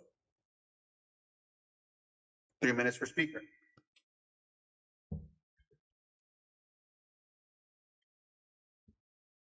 No, sir. All right, seeing and hearing none. The public hearing portion of this item is now closed. Is there any discussion by the council? Seeing and hearing none, let me have a roll call vote on the matter, please. Councilor Berta Salmón. Councilor Armando Mata. Aye. Councilor Raúl Telles. Aye. Councilor Maria Burciaga. Aye. Councilor Mili Sandoval. Aye. Councilor Alberto Jaramillo. Aye. Motion carries, sir. Motion carries unanimously. Item 18 has been approved. Item number 19 under public hearing, approval of variance 260034, approval for a wall sign, score 420, Miles Diffie, located at 1925 Appaloosa, Sunland Park, New Mexico. Thank you, Mayor.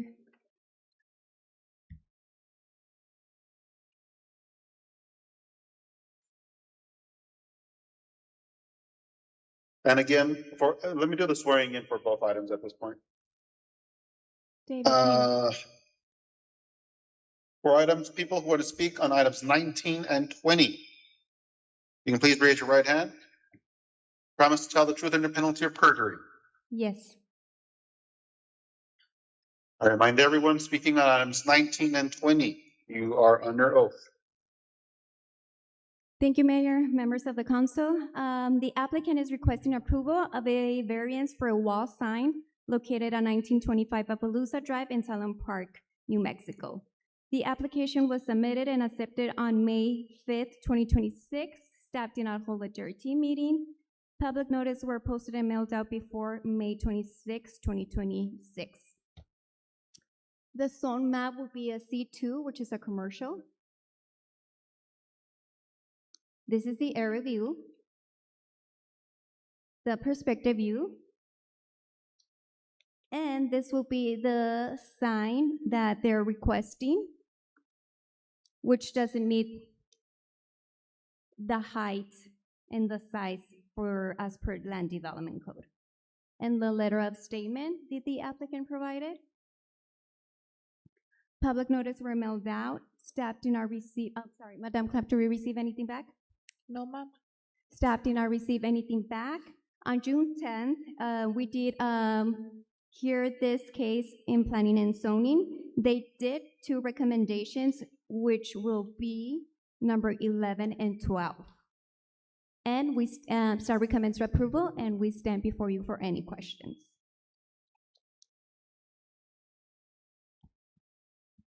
At this moment, I would entertain a motion to approve with the conditions. Is that what you're referring to? Yes, conditions number 11 and 12. That's the recommendations that planning and zoning added. Okay, so at this moment, I would entertain a motion to approve with the conditions stated. Motion to approve with conditions stated for item 19. I have a motion on the floor by Councilor Diaz. Is there a second? Second. The motion has been seconded by Councilor Sandoval. Discussion by the council on this matter.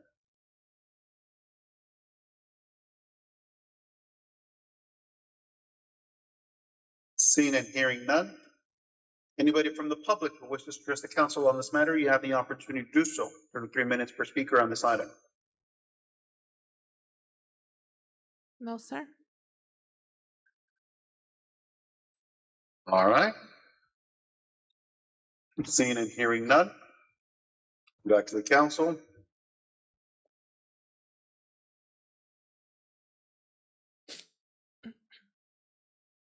All right. No discussion. Let me have a roll call vote on the matter, please. Councilor Raúl Telles. Aye. Councilor Milly Sandoval. Aye. Councilor Armando Mata. Aye. Councilor María Burciaga. Aye. Councilor Alberto Jaramillo. Sí. Councilor Alberta Salmón. Motion carries, sir. Motion carries unanimously. Item 19 has been approved with conditions. Item number 20. Mayor, Yes, like, sir. I believe that we need to also postpone item number 20. I believe it goes hand in hand with the item number 15 and 16. I just want to confirm from staff, is that correct? Yes. All right. The councilor, is that a motion to postpone? Yeah. And let me recommend to you, councilor, I would do the same recommendation for this item to go to the planning and zoning and to the city council. Did the planning and zoning discuss this item? No, they didn't, Mayor. Okay, so we can defer this. Councilor, would you be comfortable postponing and deferring this to the planning and zoning for August? Yes, sir. So at this moment, I would entertain a motion to postpone item 20 to the city council meeting on August 18th at either the council chambers or Multigen Center at 5:30, and also defer to the planning and zoning commission to August 12th at the regular meeting at 5:30 at either the Multigen Center or the planning or the city council. What is that word? Affirmation, Mr. Mayor. If you say so move, I'll interpret that's what you want. Excuse me? If you say so moved, I'll interpret that that's what you want. Okay, so move. Okay, so I have a motion to postpone made by Councilor Jaramillo. Is there a second? Second. The motion has been seconded by Councilor Reyes. Again, this is a motion to postpone to the August 18th meeting at the council chambers or Multi-Gen Center at 5:30. And then also defer back to the city, to the Planning and Zoning Commission to the August 12th meeting at 5:30 at the council chambers or Multi-Gen Center for review and consideration. I have a motion on the floor, discussion on the postponement by the council.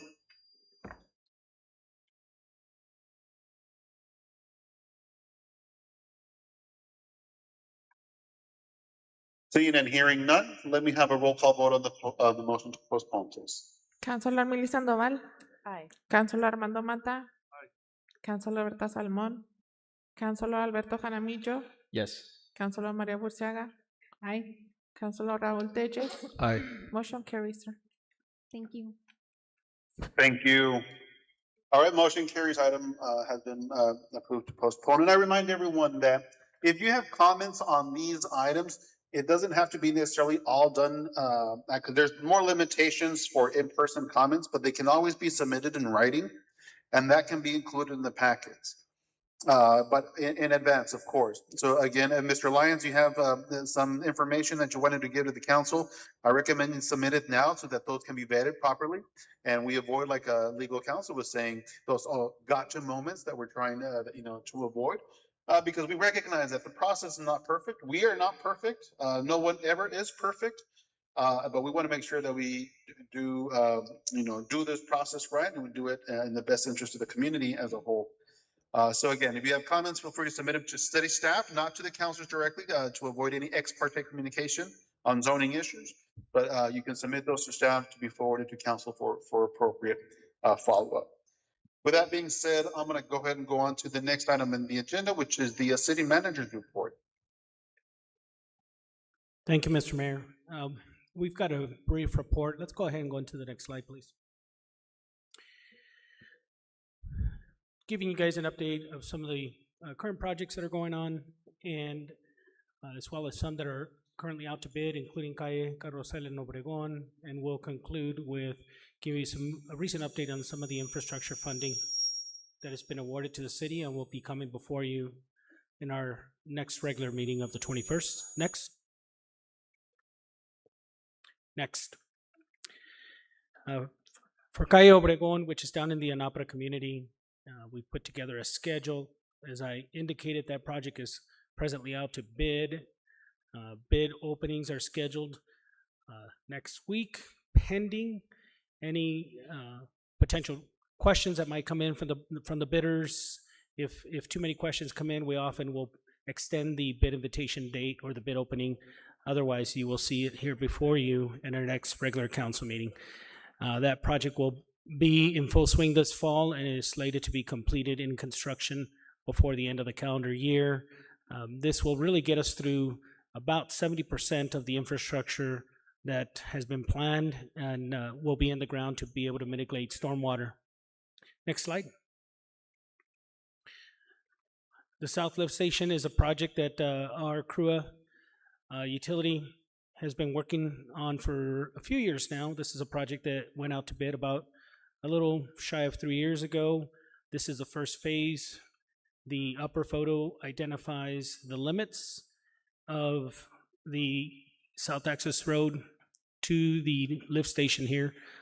And the photo at the bottom of the screen is showing where the force main, of course you can't see it because it's buried, a new sanitary sewer force main is making its way from the lower point near the Rio Grande, pushing its way up into McNutt, where we have the ability to gravity flow into the wastewater treatment facility.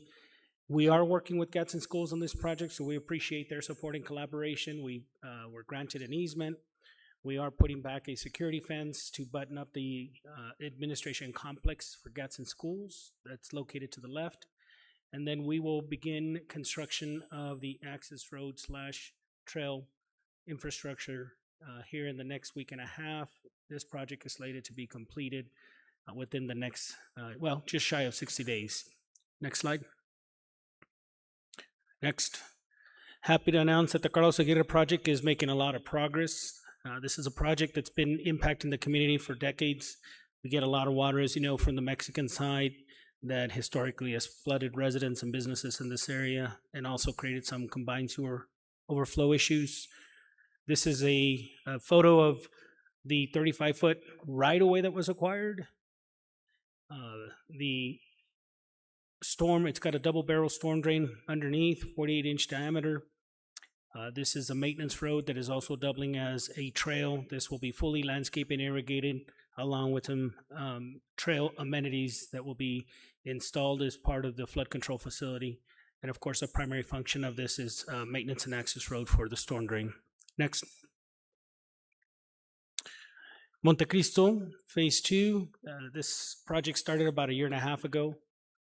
It's Montecristo, if you haven't been out there, it's probably the widest road in the entire city.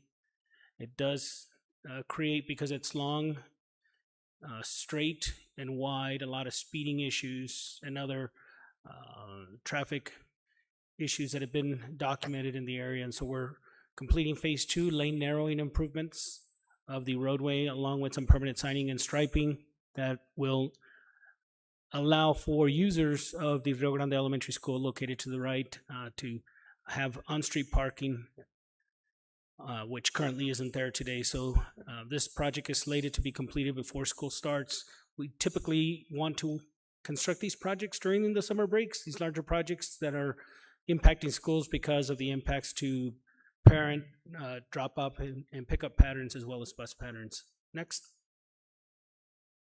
And then lastly, just to give you a quick update, the city was recently awarded some infrastructure funding. The illustration on the right is the award letter from the New Mexico Department of Transportation.